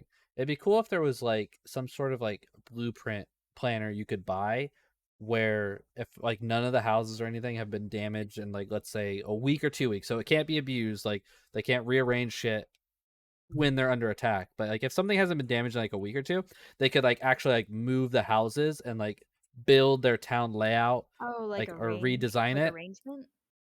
Yeah, like the arrangement of houses. Like let's say like you want like your stronghold and then you want 5 houses on each side like lined up in front of it to make it like look nice and like, rather than what we have now where it's kind of like just janked A houses in hot different mess. Yeah. angles. You know what I mean? Like just something like it would be more for like a cosmetics like looks thing than or it could be for Yeah. practicality or like, efficiency if like you're putting like houses with like a butcher table next to the house with like an armor maker or something. But Yeah. the aesthetics would be like the biggest thing I would say. But I would love that to be able to even like put down things like roads and like decorative elements. yeah. Like it that would be a really nice gold sink for larger guilds. Like being Hmm. able to have, you know, nicely made towns where you can have all like pretty much all of the things that the NPC towns have in terms of like visual um elements, Hmm. but player made. Obviously, Right. that is an entirely brand new system that they have, at least as far as we're aware, no framework for. Um, it's not obviously unheard of. It would be really cool, but whether or not they would ever be able to do it, um, they don't. There's no grid system for placing anything right now, right? Like there's no grid when you go to like place a house down. It's just like Not that we can see. okay. You'll have like when you go to put down like a building, uh, you'll have like a bunch of different error messages for like why you can't put it in this spot. And as you move it around, if like one of the errors is no longer applicable, it'll disappear. I think there's Mm, 4 or 5 total. Um, but it's also like the building system would be so much better if like when you go to put down like a house, for example, if you just saw like within your render distance, like all the possible building locations versus the yeah. non-buildable, like green on the ground, red for you can't Mm, build, like even like if it was just a little slot for a house, like that would be so much better. Like yeah. recently we went to go put down our stronghold in GK, and oh my god, first of all, you're running around with like this deed on you, everyone has resources on them, and you're like Yeah. sitting here just like mindlessly like looking for this spot that like it's like snaps green or something, like, and there's like no indication of it. And if you're building near like a Ryzar camp or something, like there's some invisible radius around the Ryzar camp Yeah. that you're just guessing. There's also like Tefra crater was nearby, so we don't know what the radius for that was. It's such a like it's so annoying, and there's no way to test it unless you physically have the deed on you. So you're like, it's like constant instant risk Yeah. all the time, and we were running around for like 15 minutes trying to place a stronghold. Yeah. They need a better system for that. I saw someone a while ago mention something about, oh, you should be able to like have a test deed where it's the same Hmm. like dimensions and it would follow the same rules, but instead of it placing something, it would be like this is a valid placement or this is not a valid placement for like these reasons. 100%, That 100%, way like a you're blueprint able thing. to yeah, like you're able to test your potential placement without risking thousands upon thousands of gold, God, especially for like a stronghold placement. that'd be so nice. That would be so Yeah. nice. Like it costs And 1 silver, and you just run around with this blueprint. You're like, yeah, okay, I can build here. Let me go grab the actual deed. I'll come back. yeah, for sure. That would be nice. Is Are medium houses? Does anyone know? Are they like bigger radius than like small houses? Like I haven't actually built one, so I don't know. I'm curious about that though, because I'm Yeah, going I'm to be placing not down a house sure. soon, and I'm not sure if it's even worth to get a medium or not because it's double the gold. So, uh, Yeah. not really sure, but I am also curious how like cuz they've mentioned like oh, your house parcel, you'll be able to do other stuff on the land within your parcel. Like you put down the house and there's also a radius around your house where you can do other Mhm. stuff with it, eventually like implying like farming. I'm very interested in farming personally cuz, Right. it's just, I like farming sims. So, uh that's just kind of my thing that I'm interested in. But I am wondering cuz some of these houses were placed on the map without that restriction in place. Yeah. Um It was like pre-patch houses, yeah. yeah, I'm wondering what's going to happen to those houses that Nothing. got They placed. just they just will be probably more likely they'll probably just be sharing the radius and they just screwed themselves Mm, more than anything. yeah. Um, which is unfortunate. They also need to like really get the transfer for housing in. Like the Yeah. transfer button. Like if you want to sell your house, like you no longer want this spot. Or even like a spot to just like a button I mean to take out the upkeep so then your house can like decay in like a day so you can, rebuild it the next day somewhere else. Yeah. I think they need these two features ASAP. I Um know that they said that they're working on a destroy house button. Like they mhm, mentioned that I think yesterday. Um they also said they're working on transfer. But I'm assuming they'll have the destroy house button first. Um because GMs have that function already, so it's just kind of a matter of applying it to the player interface. Um Also, I mentioned, or sorry, I just saw someone in chat mention guilds are losing with this patch. It seems like some people have lost stuff in their chest, or the mhm. chests have disappeared. I even saw one person say, "Oh, my bank is empty." Um, Oh I don't know god. what is going on. Um, I'm a little afraid to log in. Not gonna lie. um, so I don't know. There might be an incoming hotfix to deal with some of that. Um, but I don't know. That's also a little bit of. I saw some people saying, "Oh, this is why I haven't put a house down at all because they keep having problems with, um, you know, furniture disappearing, primarily chests." Um, so I'm not really sure how widespread it is. Um, and also, I feel like you should be able to have more than one house. I feel like that's a bit of an odd restriction. Um, Yeah. Maybe not infinite, but like it should be, you know, every time you want to build a new house, it's like double the cost. Like first house is the small house is like 150. Next small house would be 300. Like, and then the next one after that would be like 600. So it's a bit of a deterrent from just like littering the world with buildings. Um, but having it restricted to just one does create that problem where suddenly you want to relocate, but you either have to lose all of your resources that you put into the house or just deal with it, you know? Mhm. I don't know. Um, I feel like, yeah, I yeah, mean, one house is definitely like very limiting. Especially if they only really expect you to have one character. I would say yeah, two or three with like a cost increase, like you said, would be a good change. Definitely not like infinite though. That would be no, annoying. But like there's also like that weird restriction on housing when you can't even like TP to your house or like you could in UO because in UO like houses were like insanely more overpowered than they are in Mortal, and this game is like a direct influence from that game. yeah, So you can't teleport to your house or anything like that. I mean, you can if you have a priest and it's a stronghold, but not a regular house. So yeah, I could see strongholds being limited to one, and then like houses like 1 to 3 depending on how they would do it. But yeah, yeah. one character you definitely want to give people the option. Although we should have fucking one character anyways. We should have two characters per account, at least two characters for how this game is played, man. Like, I, yeah. go ahead. Like they mentioned that they're considering it, but that it won't happen for a long time if it does happen at all. Like that is sort of the party line that Henrik has been mentioning here and there. I think two would be good. I think that would cut down on a lot of the alt accounts.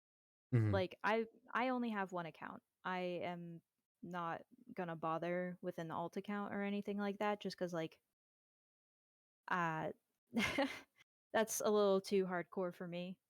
I'm happy with the one account, but it would be nice to have the secondary account. And they mentioned like right now we're not utilizing the last names for anything, right? Right. Sure Like you names, made yeah. a last name for your character or like a surname and it's not really being used right now. It could force you to use that last name for both of your characters. So it would show up now and then people would be like, "Oh, it's, you know, I mean, I guess there's the problem of it probably didn't restrict people to unique last names, but oh, it's like this last name is associated with this person. So you couldn't just get away with having like one character being in like, you know, a peaceful guild and then the other one being in like a rat guild and having two entirely different reputations. Um or like reputation, I mean like person reputation, not like mechanic reputation. Like everyone would still know, oh, it's this player. They're just on their second character. Right, for Because I sure. think that's the purpose of restricting it to one character per account. So if they made it so that it was obvious, like it's the same person just with their second character, like that's kind of, I guess, what they would be going for. Hmm. But again, they seem very resistant to more than one character slot right now. No doubt, yeah. Um, Here's an interesting concept. I literally just thought of it. No background or anything to it really, but what if like we had three tiers of towns? So we have what we currently have is blue towns and red towns. What if we had like blue towns, yellow towns, and red towns? So the only difference with the yellow town would be there are guards, there's no lictors, there's elite and normal guards, and you can force a war deck people within these towns. Like you can force Wardic now, but I'm saying like in these towns the guards will not do anything. So these towns are more open to being controlled by the player base rather than like the game design. What would you think about that? And like let's say like the only blue towns would be the two capitals that we have, which would be Tendrum and Morinker. I And then guess all other towns would be yellow. so. What would the purpose of the guards be if they don't? Well, you would have to force a war deck on the guild to be able to attack them in town. So neutral guilds or whatever are not Oh, right, because right subject now you to can't do that. right. Okay, so basically, there would be the blue towns where it's even if you have a war deck, you can't Attack in town attack in town. And then there's towns where you can attack in town if you have a war deck, and then there's the red towns where you can do whatever the hell you want. because there are no Um, guards. Yeah. yeah, I think that would be interesting. It just would be difficult to determine which, because if you think about where the two capital cities are,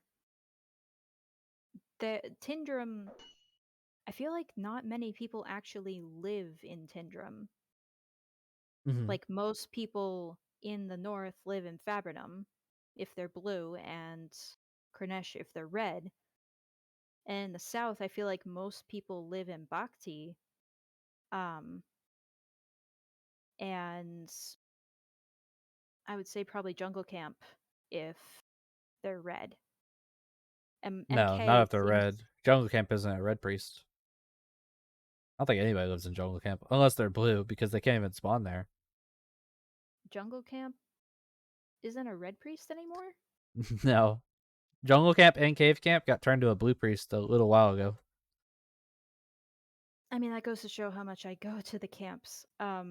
It was a terrible decision. Don't worry. You Yeah, didn't no, miss out. that's wow. Okay. Um, never mind. Um, damn. Hmm. So you're saying Um, like the two blue towns, only fully blue towns would be Tindrum and MK. Correct. Yeah. And then all the other towns would be just basically contested by guilds, like who was the stronger guild, who was willing to make like the sacrifices to hold it type stuff. Because Yeah. now war decks are like forced. Now war decks have a cost. If a guild like really wanted to push Kodo out, they could because it's a yellow town, but they would, have to commit X amount of resources and players and, logistics to it. It's not just Yeah. like, like we declare war, we win. Like there's gonna be a fucking war, man. Like it's gonna be bloody, it's gonna be disgusting. The people who are not in the war deck will be watching, and Yeah. a winner will eventually be decided because one will give up and move. It's essentially what it is, Yeah. Um, I mean, I think that I would be feel like, cool. yeah, I think that would be pretty fair. I mean, obviously that would annoy people who wouldn't want that. Um, I don't know. It definitely would be an interesting change. Um, I'm not sure exactly like how it would shake out, but Well, there was I would be, forced war decks in MO1, so yeah. in any town, anywhere. So it was used more like I feel like to grief guilds than Mm, exactly to contest them and like fairness. yeah. But if you limited like the places, like for instance, like you could like essentially remove a guild from the game if you really hated them with a war deck, because if you were stronger than them and you were able to like mobilize around the map and follow them, you could essentially make their life hell because there was nowhere for them to go. Um, but Yeah. if you limited it to like yellow towns, which I am now coining, um, and you could still go to like Tendrum or Warrenker and be completely safe, Yeah. Um, and those being the capitals, it just makes the sense that those would be like the towns, but Yeah. Some not people were based on really location. But annoyed that you can't attack war decked players in town. Like I remember Mhm. people were kind of annoyed with that. Um and like I get why. Cuz you need at least a couple spots on the map where you can plan what you're doing and like keep your resources relatively safe. Um Mhm. and you know, that's what the blue towns are for. Um Reducing that would probably be pretty controversial. Um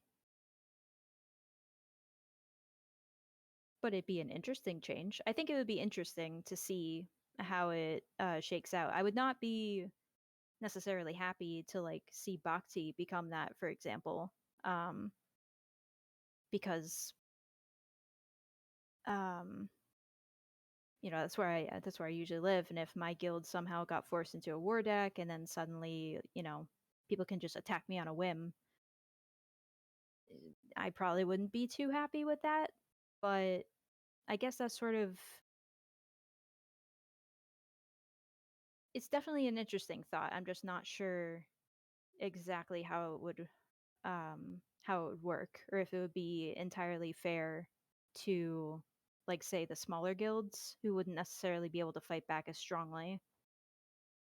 Yeah, I mean, like another interesting concept I always kind of played around with was like if like when you started the game, like you had to pick a town that you were loyal to, not like a faction, Mm. but a town, and or I mean you could even do a faction too on a larger scale, but like then like maybe like the two towns could then declare war on each other and you couldn't MC the other or that faction for reputation loss, or you know what I mean, or it could be faction Yeah. wide too. It's pretty much the same concept, but um this would be a way to generate PvP and to go raid towns and stuff and not have to worry about like rep loss unless you were like within the guard zone. But I don't know. I just think like there needs to be better ways to promote PvP than we currently have, because like it feels Yeah, like the that's game is just becoming more and more and more PvE oriented, and it's just like losing like the essence of the game itself in a way because of like how many restrictions there are on everything. Yeah, I don't know. yeah. I agree. It does kind of feel like oh, it feels like primarily PvP players are getting discouraged by a lot of the changes that are happening. Um,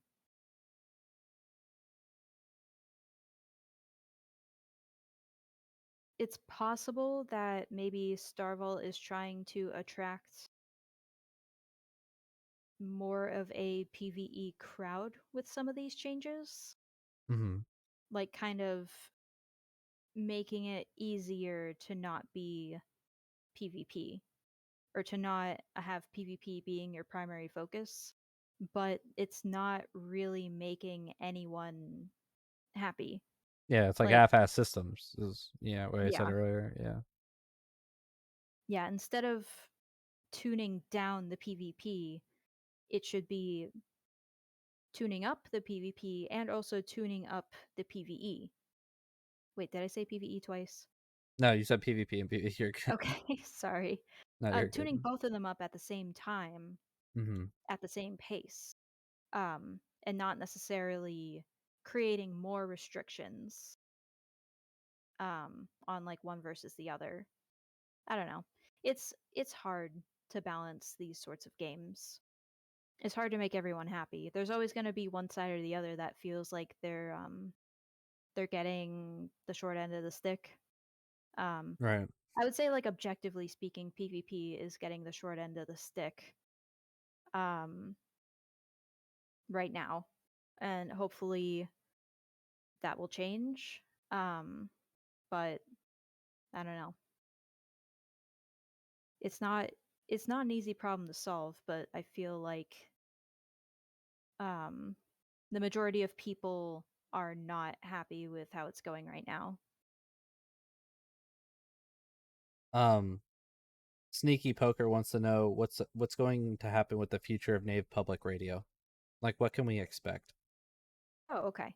Um, so right now my plan is to do sort of like a dual format. I have the short form, sort of um like 5 to 10 minute long episodes on Spotify that I'm going to be doing that are more focused on like specific topics and like breaking them down into sort of like an easy to digest format, like not going too far into the like minutia of the topic, but covering it in like a broad way where you can get the gist of what is going on while, not feeling like you're just getting the bare basics of it. Um so I guess like a balance between like diving into something for like 45 minutes versus, you know, a 5 second blurb. Um So that's what the podcast format is. And then my Twitch format right now is a little bit, I'm still kind of trying to figure that out. um it's going to also depend day to day what's happening. Cuz like right now there's like a big war going on, so it's easier for me to be able to like ride out and try and find like these battles going on. But sometimes it's really quiet on a particular day. So on those kinds of days, I would be, just talking about stuff with chat while I'm doing something else like tagmaton hunting. Hmm. Um, and then if something winds up happening during that time, like I'll, change course and do something else. If people have suggestions on what they would like to see, I'd love to hear it because the Twitch format's a little nebulous right now because I'm still kind of like figuring out Twitch in general. Um, so suggestions are definitely welcome. Um, for now, I guess like people can send messages in Twitch, and I'm also I'm Mirae on the official Mortal Online Discord if you want to send a Discord message as well. So I'm definitely open to suggestion of what people want to see because obviously I want to do stuff that people want to watch. So and also like suggestions for topics for the short podcast format on Spotify would be welcome. Nothing written. No. It's gonna be either Twitch or through Spotify. I'm not really planning on doing like written article that sorry, written Hmm. articles. Um, yeah, I picked Spotify because it's easy for people to sort of like listen along while they're doing something else. They could listen to like one or two of them while they're like doing the dishes or focusing on a different task they're doing, and they'll be able to like catch up with stuff. And then the Twitch format is for people who want to sit down and like watch along and listen to, what I have to say live. For people who, have the time to do that and want to do that. Um, yeah. Nice. Oh yeah, Momentum. I'm gonna be at that the dueling tournament. I will be live Oh, covering that later tonight. I didn't even hear about that. Where's that at? It's at the Sardica Bridge. It's at the big stronghold that's near there. Oh my god, that's okay. That's like the edge of the map, but Yeah, it's pretty far out there. But yeah, I'm gonna be there, doing coverage. I gotcha. will not be Nice. participating because I'm not very good at PvP. Are you But gonna be live on I'll be there. Twitch for it or Yes. no? Yep. Nice. Escorts Yeah. from Medulla. Okay, so basically it's getting crashed by Collective? I don't know. Oh man, dude. I This guess could we'll turn into a see. battle. It could. It very well could. Yeah.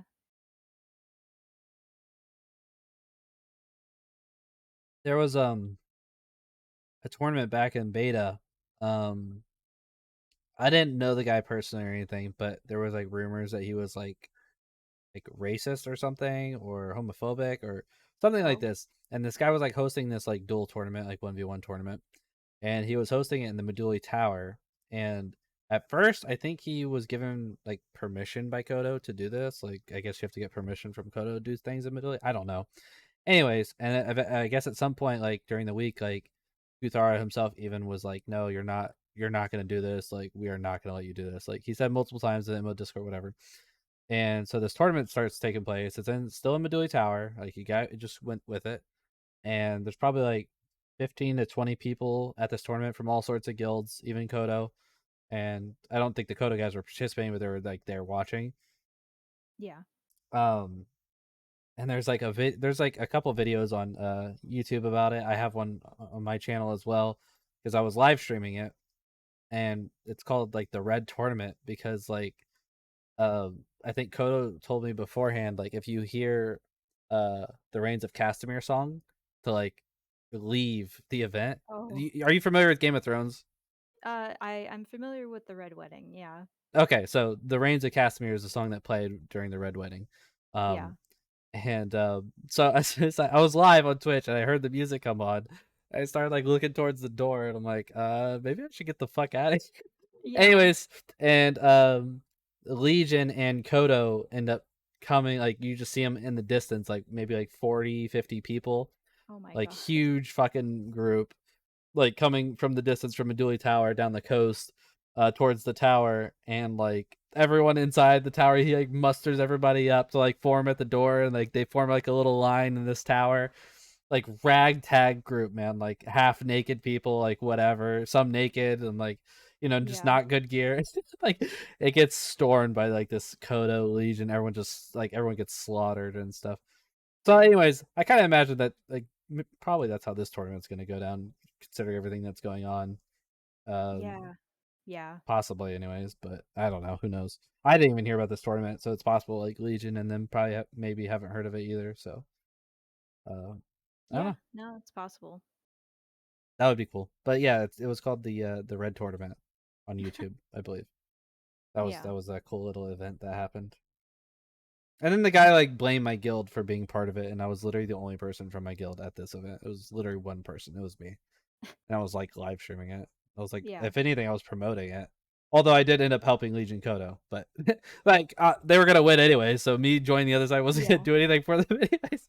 But yeah, no, Mhm. that was fun. Like little like stuff like that. Like it was a big thing at the time. Like I don't think anybody gives a fuck now, but there was also like this moment in the beta history, where like Legion, um, they did this big trek across the map from Vada to Kranesh to Cave Camp to eventually GK, and they like live streamed the whole thing. I think they had like 60 people ish, maybe 70, because it was like a bunch of guilds. Mana was there, Legion was there, Integrity was there. I don't know if Chimera was a part of the alliance at that time. Um, Anyways, just like a bunch of people, and there were like multiple people were live streaming it, and it took them like 3 or 4 hours to eventually get to Tefra Crater. And at the time, AC, Bear, Talus Confederation, possibly ES was there as well. We were all like in an alliance, and we were holding GK at the time in the beta, and we had formed up outside of the Tefra Crater. I don't know if you've ever been to the Tefra Crater, I but went it's past basically it, but I haven't been in. okay. So basically, it's like a one entrance like crater. It's like a cul-de-sac, and there's only one way in and out. And we were lined up in a horizontal line across the road with all like ready up because we knew they were coming because of the streams and stuff, and we had like bows out and we had our mages ready. And as soon as like we saw their horses rendering in and walking towards us, because they didn't know we were there, they figured they were going to get a fight. They didn't know where or when it was going to happen though.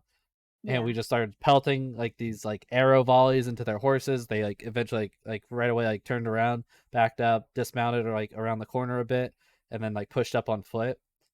And we basically pulled them inside the crater down this like narrow choke point because I think they had more than us, not like a lot more, but like somewhere between like 10 to 20 more people. Um, and they were forced down this like narrow choke. Mana at the time was it's an all mage guild or mage slash hybrid guild. Like they have to have some Yeah. magic in their build. Um, they were, I think, there was like a lot of drama after with it, but they were like the majority of their mage line, like their support crew. But they decided to not dismount with everybody else, and that's pretty crucial. Like it's a very uh important detail because like if you're not familiar, mages on horseback have double cast time, Yeah. and at the time there was no mountain magery, so the mountain magery wasn't a part of this factor or anything. But they they were not like being the backline of the group. Essentially, is what came down to it. They were all mounted. They were distracted, like looking down the road and like doing like these weird call outs because there was like a stream from their perspective as well. And Yeah. Legion ends up with like their crew coming down the choke. We had like 4 or 5 mages like hidden up on this rock above them. So like we were here, they were pushing up here, and the mages were like here, and they jumped down on top of their front line and like earthquake their group, and then like instantly like we were like pushing into their line, and they got routed within like 2 minutes. Like a 60-70 man group, like that's a lot of people, and they were Yeah. routed pretty fucking quickly. Like full retreat, like getting stabbed in the back on their way out, like people dying left and right type stuff. um that was like a big moment in like the beta history, like a very big event, because it was so streamed and everyone was watching it, and then everybody knew about it after who wasn't watching the live stream. So Yeah. like stuff like that's really cool. Like that stuff's gonna be up there with like sieging, for example, for like a long time. You know what I mean? And like when sieges start happening, like people are gonna have like recorded it, streamed it, and people Yeah. are just gonna like remember it for a very long time. So those types of Yeah. events are cool. I'm very much interested to see which which keeps go down first when it comes to sieging, because I feel like there's a couple of spots, a couple of keeps that are definitely like have targets on their back right now. Yeah, Um for sure. like I would say Bhakti, everyone in Bhakti has their eyes on Warden's Keep. Um because as far as I'm aware, Wardens right now doesn't have the numbers to back up the keep. I think Um, it's just Pyatt. yeah, well, yeah, that. I guess that's what I was kind of hinting at is like there's like Wardens isn't a thing really anymore. So there's one person holding that keep, which basically Mhm. means like unless he's able to muster like a mercenary crew or recruit, um that keep is gonna go to someone in the Bhakti area. I think there's a couple of people who are kind of vying for it. Well, I think Um, Moki too, because it's actually Moki Castle technically. The Bhakti Castle is yeah, held by NWO. yeah. Sorry, I meant yeah. That's the technical name. Um, I would say also the events keep Mm-hmm. harbingers of, I don't know how the hell, Harbingers of harbingers Adjustments. Yeah, har- Harbingers. harbingers of judgment. There we Mm-hmm. go. Um, apparently that they've got their eye on that one right now because right when Persistence started, right when the game was out, events somehow got a hold of it. I forget the exact story. Um, but ever since then, harbingers of judgment have been kind of scheming after it. Um, so I that's have to say probably, scheming. huh? I mean, you're not wrong. It's just funny that uh, because you probably have no issue with the Harbingers, I imagine, right? No, Like you have.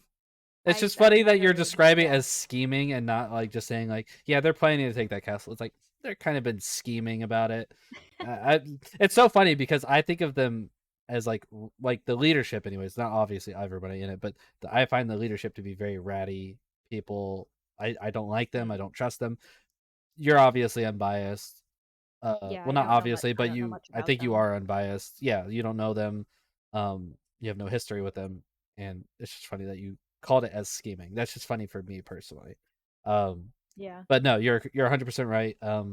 Sutner has disappeared off the face of the earth, as far as I know. Even people who have like his real life number yeah. cannot get a hold of him. His guild, as far as I know, Whoa, disbanded. what? Joined Talus. So Really? yeah, the castle's even more vacant than Warden's, as far as I can tell. I have not heard from Sutner in months. That's Um, that's funny because my first podcast episode was on events and the whole thing that they were going to be doing. And then I realized the other day, I was like, oh, weren't they supposed to be putting on another festival of Knave for, because they did one in March, and was then Sutner there though? yeah, He was. yeah, I did an interview with him. Oh, okay. Well, I And don't know that where he is was, now. it took me a really long time to get that podcast episode out, admittedly. um it was a little bit of a combination of like, real life stuff taking precedence along with nerves. It took me a long time to work up the courage to get the whole Nave Public Radio thing going, Hmm. because I wasn't sure what people were going to think.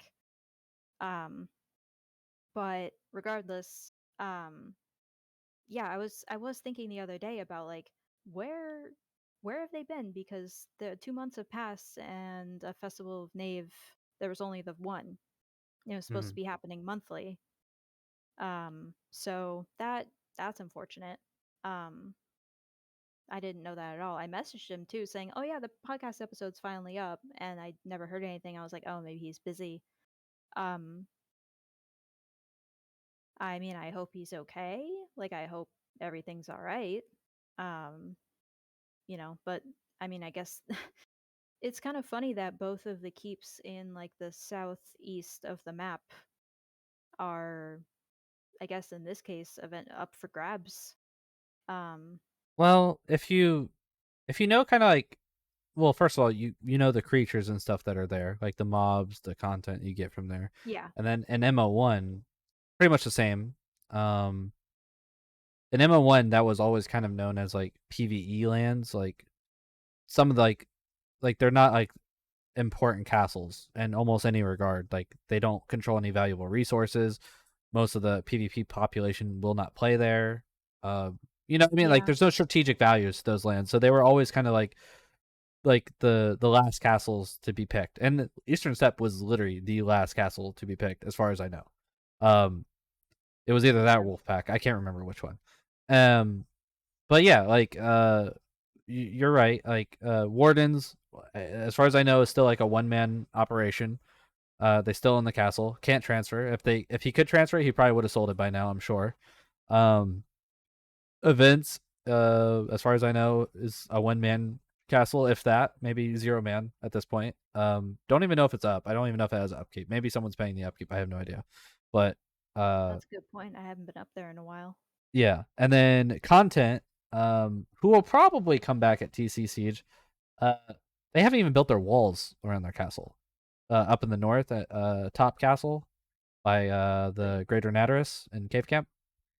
Yeah, Um, yeah, their castle will probably go down very easily, I would assume, especially because of the strategic value. It's one of the top rated castles in the game.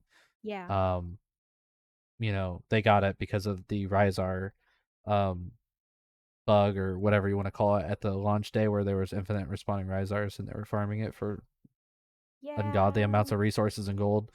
I mean, I was too. At least I tried, but we got fucking. I couldn't log in, and my guild is like just a bunch of noobs at the time, where like everybody, like literal noobs, not like they suck. It was just like they're all new players, so it's like, yeah,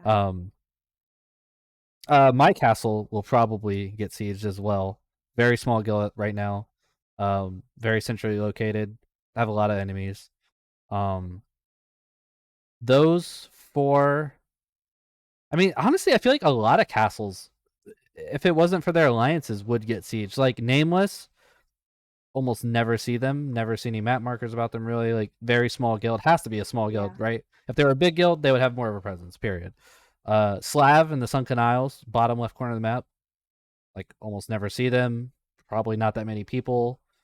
Um, yeah, Artisans, PVE guild by definition. I think. Very hot location in the jungle by Bhakti. Very high yeah, traffic. I know Chimera has like some sort of angry vendetta with artisans. So essentially a target of the collective. Um, yeah. you know what I mean? Integrity, I again, yeah. probably another small to medium sized guild in the middle of the map. Like so many locations like are up for grabs at this point with the game population the way it is. I think um a lot of people might be waiting for TC and sieging, and then they're gonna come right back. But the problem is like the people who are sticking around are going to have the resources to spin up on sieging immediately. Right. Versus if people are waiting, like if whole guilds are waiting, they're probably gonna have a harder time, no? Because I was thinking about this too as someone who has max wood lores. um I was thinking like, oh, should I start stockpiling like the harder woods to sell to people shortly before sieging gets implemented? Because I'm assuming, this is pure assumption, I didn't play Mo1, so I don't know what resources siege equipment required, but primarily they're made out of wood, and the harder the wood, the more durability that they probably would have. Um, well, wood does not work the same way as it did in MO1. Um, like the different materials you put into different buildings affected the health of it, and we don't have that. It So doesn't? wood is no, it doesn't. It makes it build faster, but it has no effect on the Oh. end product. So wood is like actually super underrated in MO2 compared to MO1. Hmm. Hopefully they change that because it's like if you want to build like your fucking house out of ironwood, it should mean something, not just okay, I needed less of it Yeah. type shit. You know what I mean? Like I don't know. Yeah. I It's agree. not really valuable at that point, but yeah. I was But assuming that like ironwood and blackwood would be the two best siege equipment woods. well, who knows? And Maybe they'll do something unique and be like, okay, well, in order to build a catapult, you can only use ironwood. Like no other wood will be oh, that would be acceptable. such a pain. That would be interesting. That would give you more contestation over this area of the map, add more value to it. You know what I mean? Like they could do something like that. Or, blackwood is also another rare type of wood. It's only as far as I know, it's only around Toxai, in MK Yeah. area. So maybe But it's a blackwood, lot ironwood. easier to So farm. no, yeah, no doubt for sure. Yeah. I mean, it's easy to farm if you live in the east. It's not easy to farm if you live in the west. I guess I mean, because I was trying to get all of the wood lores up, and Blackwood was trivial. Like I was able to do that solo, no problem. I was able to do every other wood lore solo. I am not able to do Ironwood solo.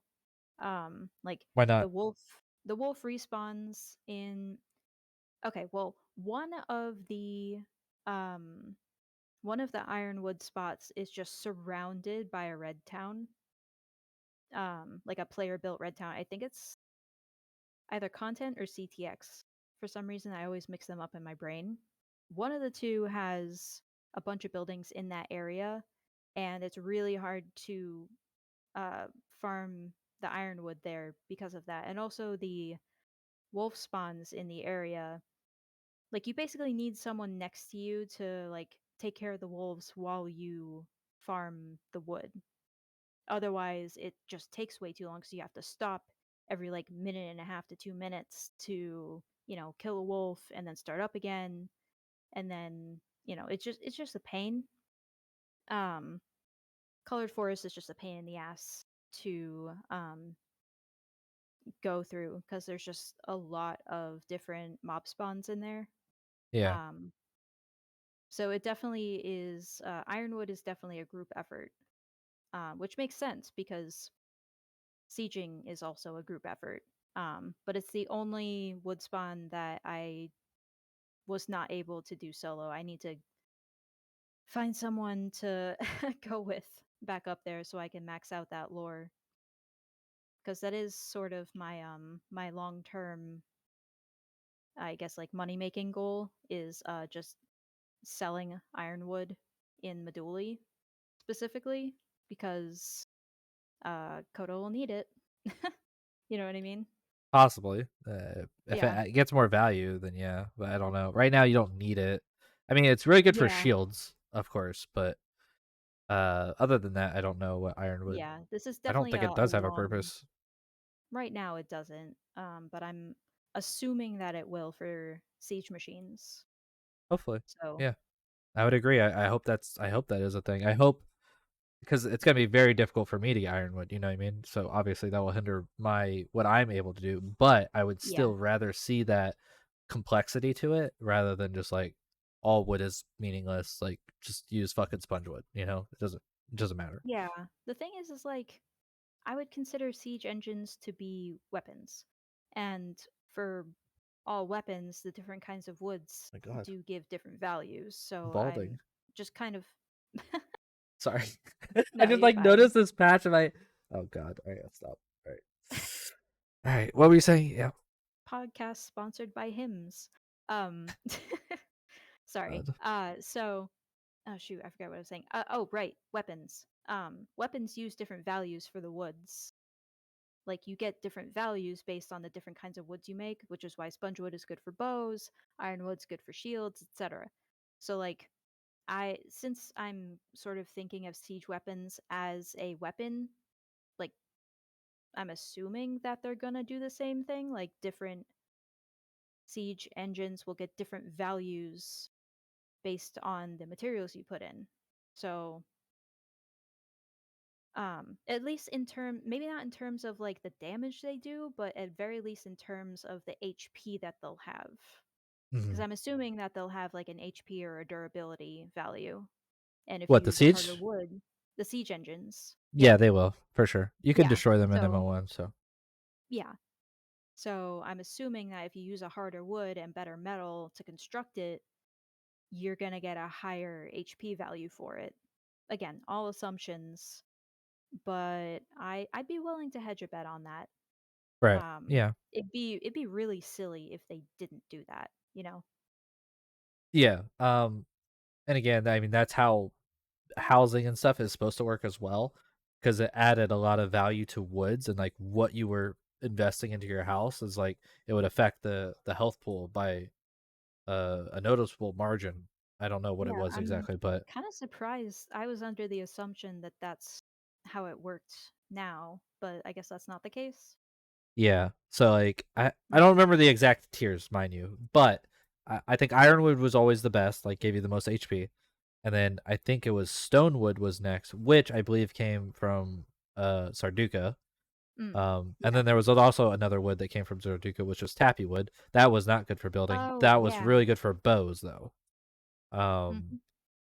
And then blackwood, I think, and brownwood were good as well for building. But yeah, like having that like another layer of complexity and like knowledge, like knowledge being a power based thing is I think is always good, because especially like MO1, it was really like really bad where like any information was like lock and keyed information. Like you could not get anything from anyone. And there was like not really big streamers or anything back then, because it Yeah. wasn't really that big of a thing back then.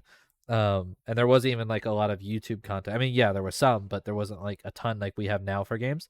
So like Yeah. a lot of information just did not get passed. Like, and there's still like big secrets in that game that a lot of people didn't know and stuff like that, Yeah. like recipes, whatever it was, like locations type shit.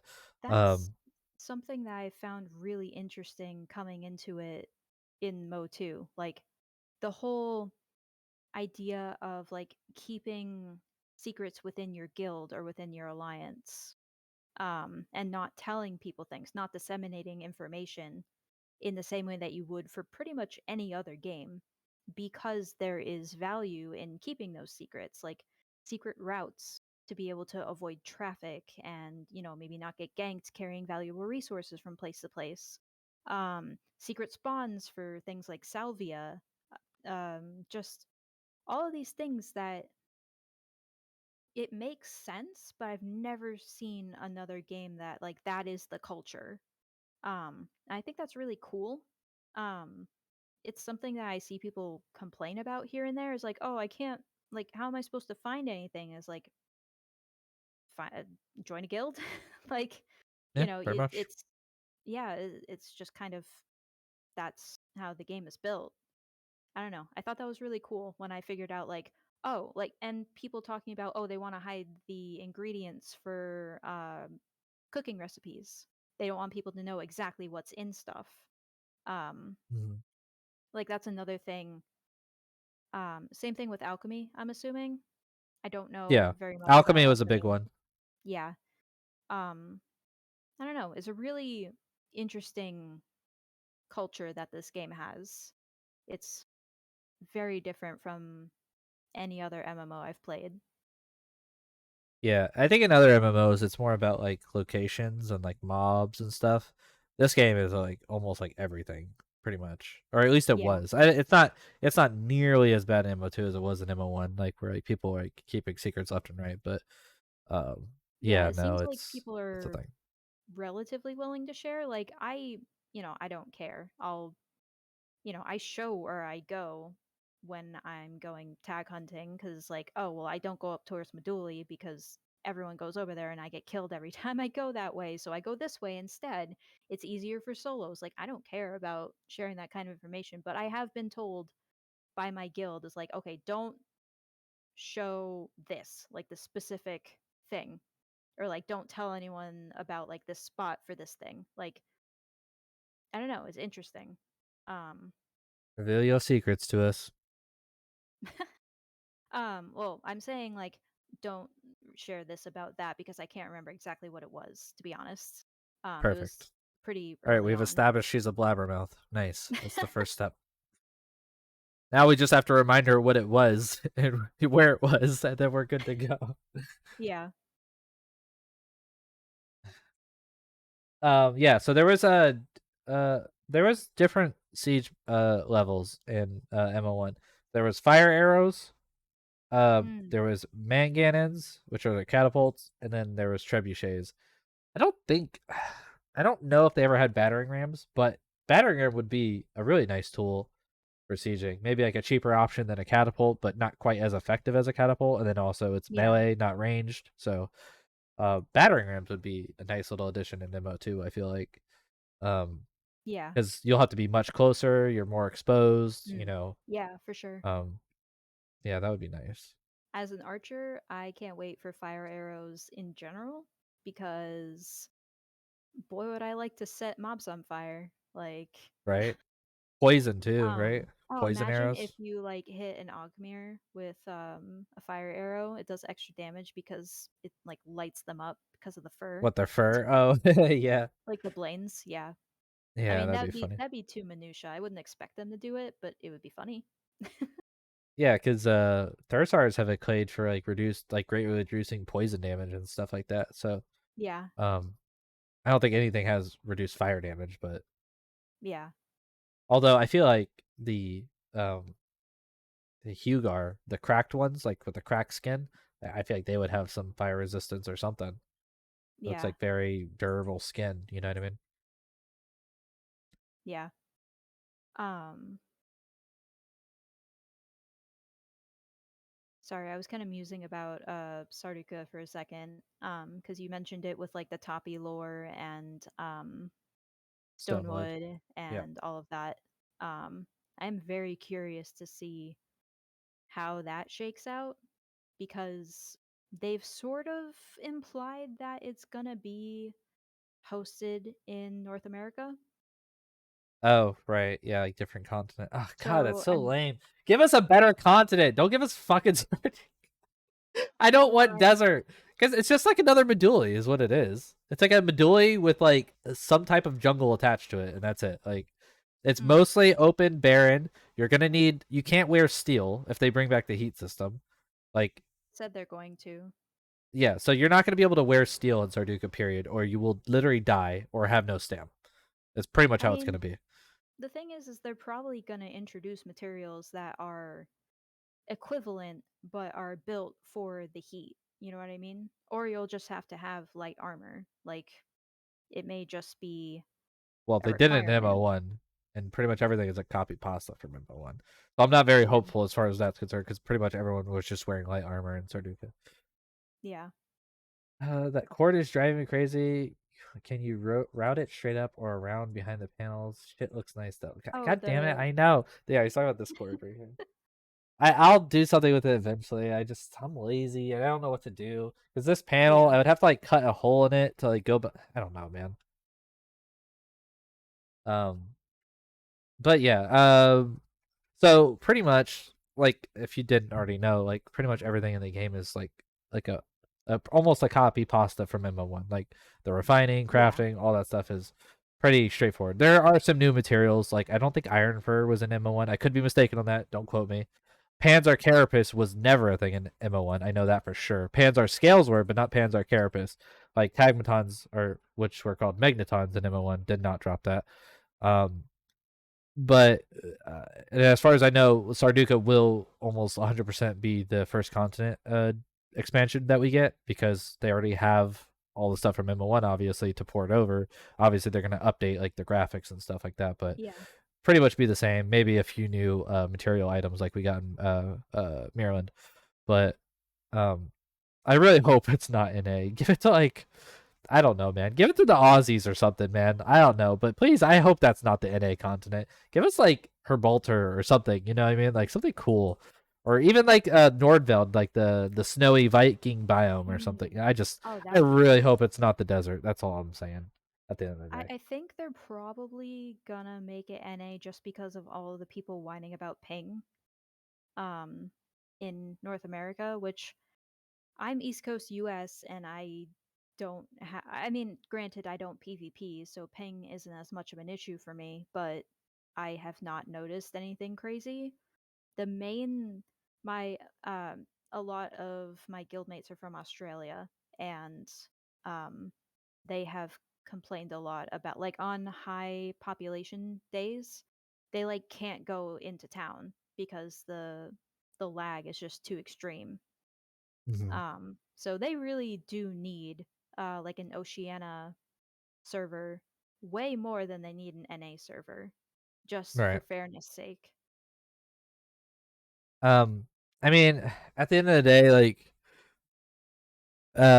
they're not gonna do like the whatever continent it is that comes next is gonna end up being the NA continent if that's what they're actually doing is like giving NA like the next continent because NA is Probably. already in my opinion the bigger player base. Why the server started in EU on the main continent blows my fucking mind, but whatever the next continent is, which is most likely Sarduka, it's gonna like it would be stupid for them to not give it to NA personally. But I don't Yeah. know. I'm very, like I said, very I cynical about the game. I know it's gonna be Sarduka. I know it's gonna be NA. So I'm just I mean pissing against the wind. they've pretty much said as much. So, I mean, it's not going to be a surprise if that's what winds up happening. Um I mean, I don't like it would be a shame if it winds up being that um that people in North America only live in Sarduka and like go over to Mirlands like occasionally and then vice versa. Like that would be kind of weird. Uh, I do wonder if there's gonna be like was Sarduka in Mo 1? Were there other like keeps and cities and stuff there? yeah, I'm trying to find a map right now. Actually, um, okay, hold on. I got these two. Do this. Give me 1 second. I'll put it on the screen. Ba, ba, ba.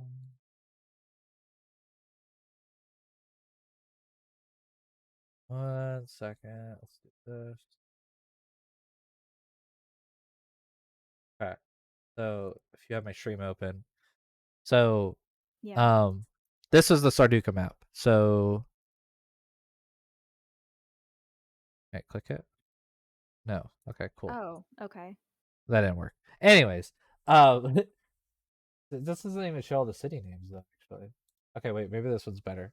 All right, so Beth Jetta, I believe, was like the capital of Sarduka. This is obviously like the Sardukan bridge. They had Pash, Belrim, and was there a red town? I thought there was like also a red town. But anyways, this So is it like what seems like Sarduka a looked like. smaller continent than Maryland overall. Um, Or I was it think it about the was same size? I think it was about the same size, maybe a little bit smaller, but it was like obviously, as you can see, like 90% desert, maybe like 80% desert. Yeah. And then there was like jungle at the top or whatever, and there were some like oases with water and stuff, but it was pretty much just like a straight up desert. Oh, someone said R is the red town. I don't know if I'm pronouncing that right, but it was in the north. I'm guessing probably by the jungle or in the jungle. Um, Mm. But yeah. Oh, here's some of the these are the castle locations. Oh, so here's the Red Town relic. I had a castle near the Red Town. So they had 3 towns. These 3 are blues. I don't know why they had blue and then white. I can't remember what the distinction was. But they had 4 towns total. 1 was red.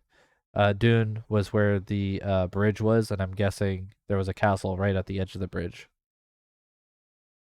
Hmm. So they added what? 1, 2, 3, 4. They added 5. There's I a don't know. castle right at the edge of the bridge? I guess so, based on this map. Wow. But it's telling me.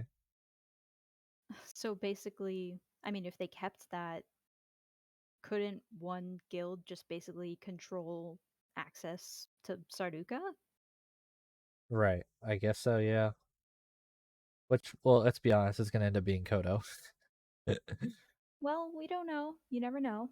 I mean, we'll see. But I'm gonna put my money on Kodo. This was like another depiction of like the map of Maryland with the territory control towers. On this map, it's kind Mm, of hard to tell the castles, but this little icon right here would be a castle, and then these yeah. other ones were towers. But yeah, they had. I like the territory control tower system personally. That allowed you to expand in a customizable direction and radius based on the level of the tower. It was just when people were placing them in unreachable locations that really sucked. Yeah. Uh, that the towers became like a big problem. Yeah. But yeah, I mean that's the map. I think it was pretty close in size though to the original continent. Maybe a little bit smaller, but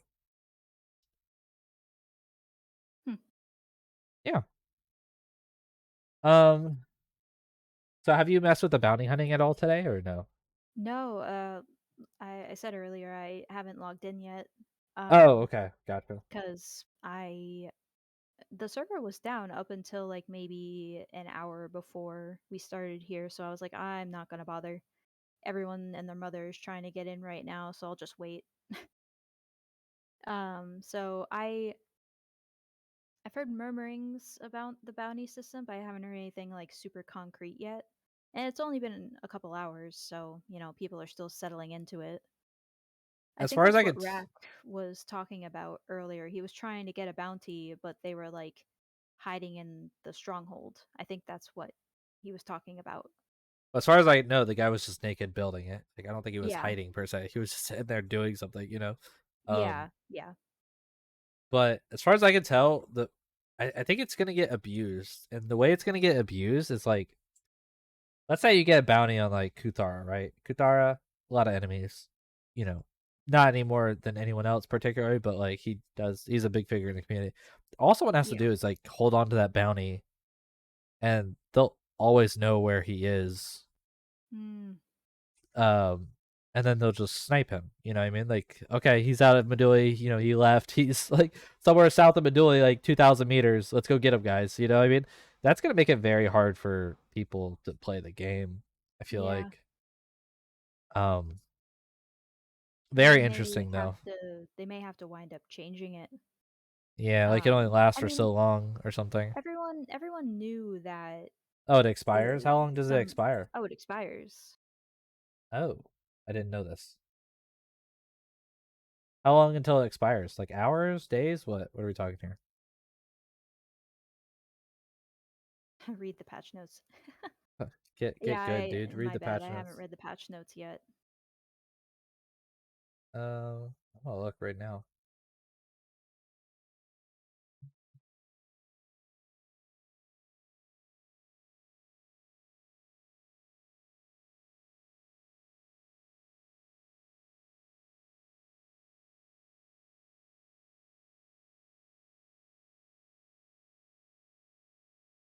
Let's see.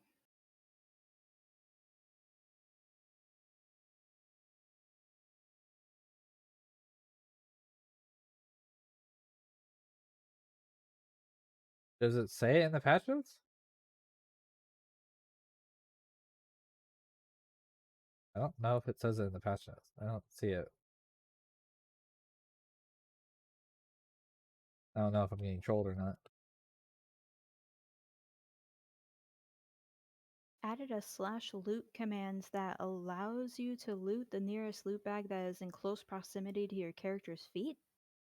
Intentionally slightly slower than looting things manually.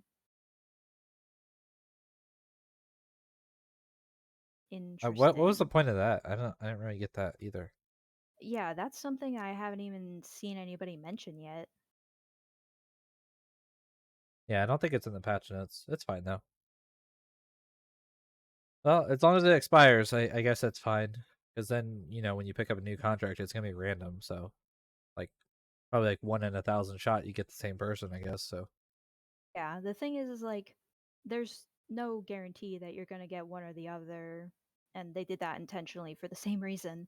Um, so it's good that they will have an expiration on it. I mhm. hope it's a relatively short expiration, like 2 days, because you could wind up being in, an opposite time zone to a target, and then you're kind of screwed. Does it cost anything to I think it costs take one a gold, contract? Oh, and then you get yeah, paid okay. 5 gold or something, and some Clade XP and No, they a took the coin. gold out completely. Did they? Yeah. You're wrecked, losers. Or Yeah, maybe I it's mean, rep. I'm honestly, thinking like, of. I don't know. I think, yeah, you get 3 rep, something like 350 Clade XP, and some coin that nobody knows what it's for yet. I think it was for cosmetics. I thought they said. Cosmetics? Yeah, it'll be for some form of cosmetics. Interesting. Also, I just saw added legendary visual decoration for melee weapons. Oh, Yeah, add an item used for crafting legendary weapons. Item can be found as loot in containers and dropped by NPCs. See, why don't they mention Ugh. like this is all like important information to know. Why don't they mention this stuff? Like not everyone reads the patch notes. A token that gives cosmetics in the future. Okay. Um, I just looked at the map. I'm just like looking to see if anything's happened.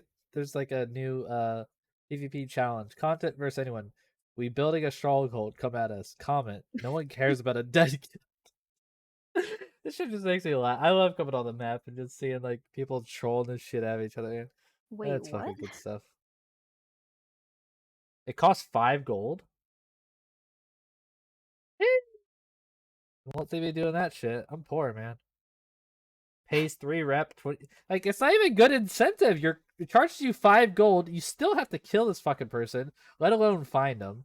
You get 3 rep and 250 clay dex. Like, that's not good enough, man. I'm sorry, it's not. Like, I thought it paid you gold.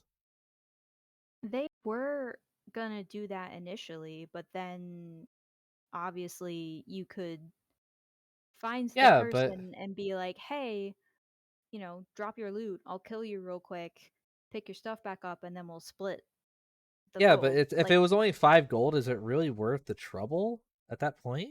If they have to travel from like GK to like MK, even like that's not worth your time. It's only you only profit 4 gold at the end of the day, or you know what I mean? Like I if it mean, costs 1 gold, I guess it depends on how much you like want the cosmetic item token. right? But then the other person has to agree to it, and there's only 1 token, so it's not like you're both getting a token. Yeah. So I don't know. I just don't think people would go through the hassle. It just doesn't seem worth. People like do it here and there. I don't think there's going to be people dedicated to doing it. I mean, I could be wrong. Yeah, it costs 5 gold, and the locator raven costs 20 silver each, and they're one-time Huh? use. The locator raven that tells you where the person's at. Oh. So yeah, it's just like an all-around gold sink. What Arak is saying, and I agree. Like, yeah, Yeah. that's stupid. I would not waste my time on bounty hunting. If it doesn't pay gold, I would not waste my time. I'll just do parcel runs. By the way, speaking of which, Toxide now gives Curite rep. I love it. Thank you. Finally, only took you fucking like a year. What did it give before? It gave you a Nam Sith, which is completely fucking Oh. useless. Absolutely useless. Oh yeah, I mean there's a bounty hunter leaderboard, but like I don't know if people are going to really care about Leader. that Who as cares? Who the much. fuck cares Yeah. about the leaderboard, dude? It doesn't mean anything. Yeah. I mean, I guess it kind of falls under the same bucket of like, you know, your reputation and whatnot, but um I don't know. Also, apparently, quote, massive performance optimizations have been done on the server. Wait, We'll say again. I'm see. sorry, I missed that. What'd you say? Massive performance optimizations have been done on the server. I was lagging so fucking hard today. I I highly don't doubt. know. I don't know about that one. Yeah, I massive, dude. I can cop to maybe like some performance optimization, but saying massive is dangerous. You know what? You know where I was fucking lagging too, of all places? Eastern Step, where there's like literally less than 1% of the population is playing. Yeah. And you're gonna tell me you have massive? No, get the fuck out of here. Not hearing it. Not Hmm. hearing it. I know it's Yeah. not from you, but Yeah. I'm not hearing Yeah. it from them. No, Like I I don't. know. I know. Still can't handle more than 1.5k players. Oh, God, dude. Yeah, it's bad. Healing a target fighting a war will now turn you local gray to the targets they're fighting. Yeah, so like an outside guild Hmm. can't heal your war decked guild. Yeah. Yeah. Okay. Fine. Yeah, that's fair. Because that's definitely a workaround. Yeah. Now there's a cooldown to join a new guild, so I still think it's like 1 minute to get kicked out of a guild, but now you can't join a new guild for 48 hours, or maybe any Hmm. guild, including the same guild. I'm not sure, but I find that kind of annoying. But obviously, it was probably something that they needed, I guess. Because I find that very annoying in Albion too. Like I'll join a guild, not knowing anything about them, realize okay, this guild actually sucks, and I have to leave, and I have to wait 3 days just to join a new guild. Yeah, it's kind of like oh, but whatever. Fixed issue with nearest Oh. priest not working as intended. Can anyone actually attest to that? Because as much as I like playing priest roulette, um, I'd rather not. Wait, say again? What, the nearest priest? Yeah, nearest priest. It was only giving you Hmm. red priests. Oh, okay. Um, yeah. Hopefully they actually fixed that. Now it probably just includes blue priest, and you'll be a red player that gets spawns at blue priest, so it's gonna be great. Don't worry, I hope guys. not. We'll see. We will see. Yeah. Are you going live after this, by the way, or Not directly after, no. I think I'm probably it's gonna be like 10 p.m. for me when the dueling tournament happens later today. So I'll uh-huh. probably be going live at like 9 p.m.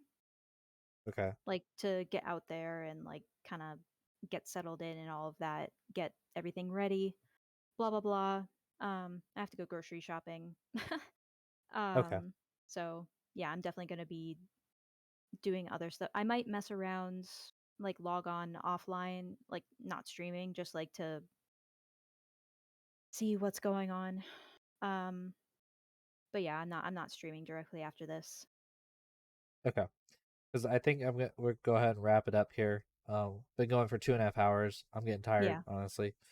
Nothing to do with you. I don't know. Yeah. I get so drained from streaming. I don't know if it's the light in my eye or what, but like I Yeah. just get sleepy, man. I don't know. Even when I'm doing like regular gameplay and stuff, like I just get so tired.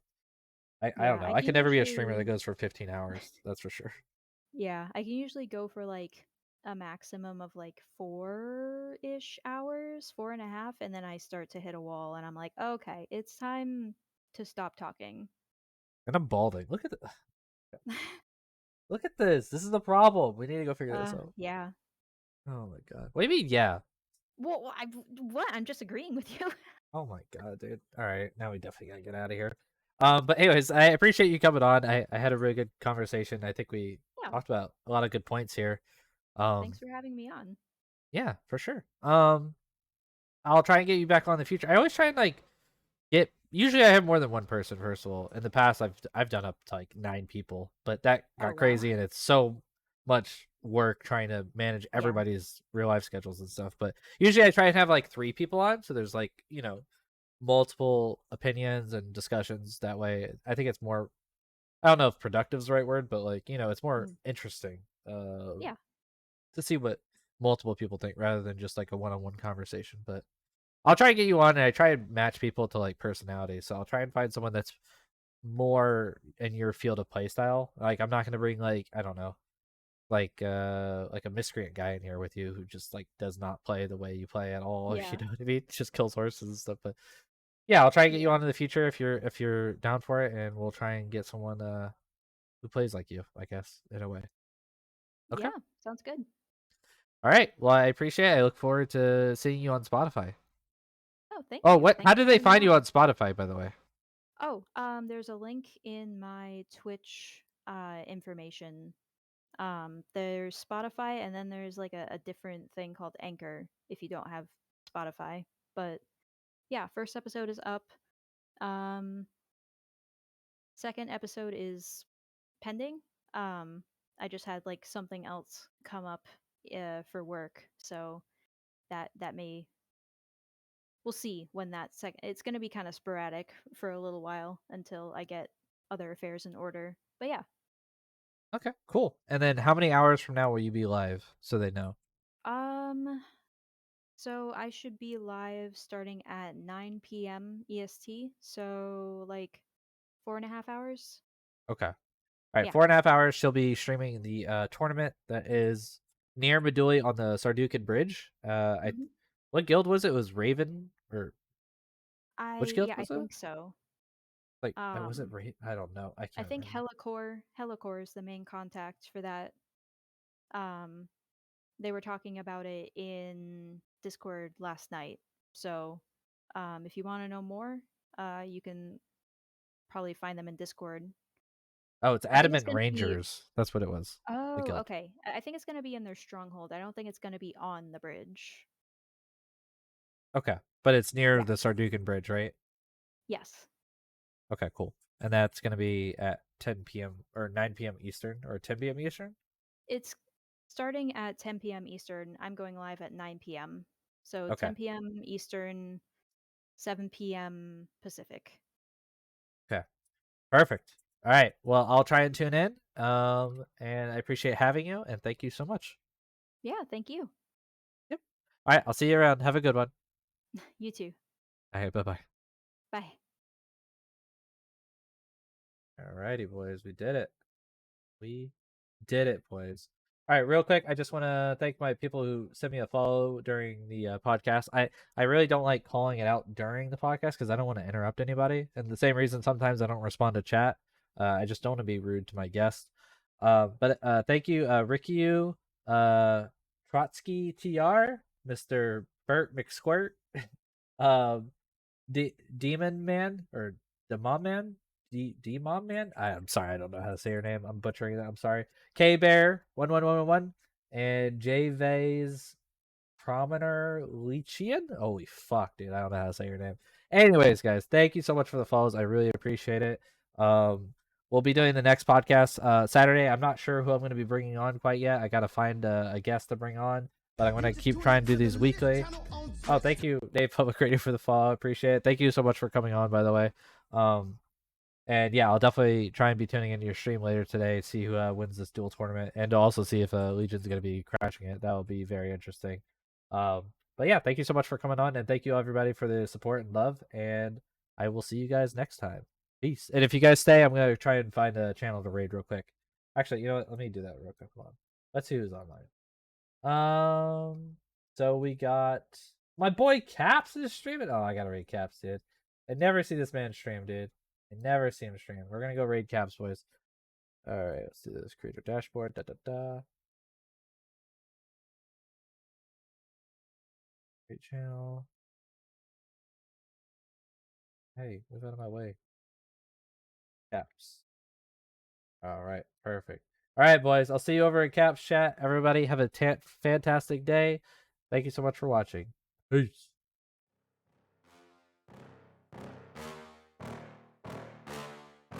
Yeah. Please tell me that I can't, that I won't, that I fail, that I'll never make it out, yeah. Please tell me all the bad, never good, fill my head full of every single doubt, yeah. Please say any negative thoughts, I pop off when I hear people say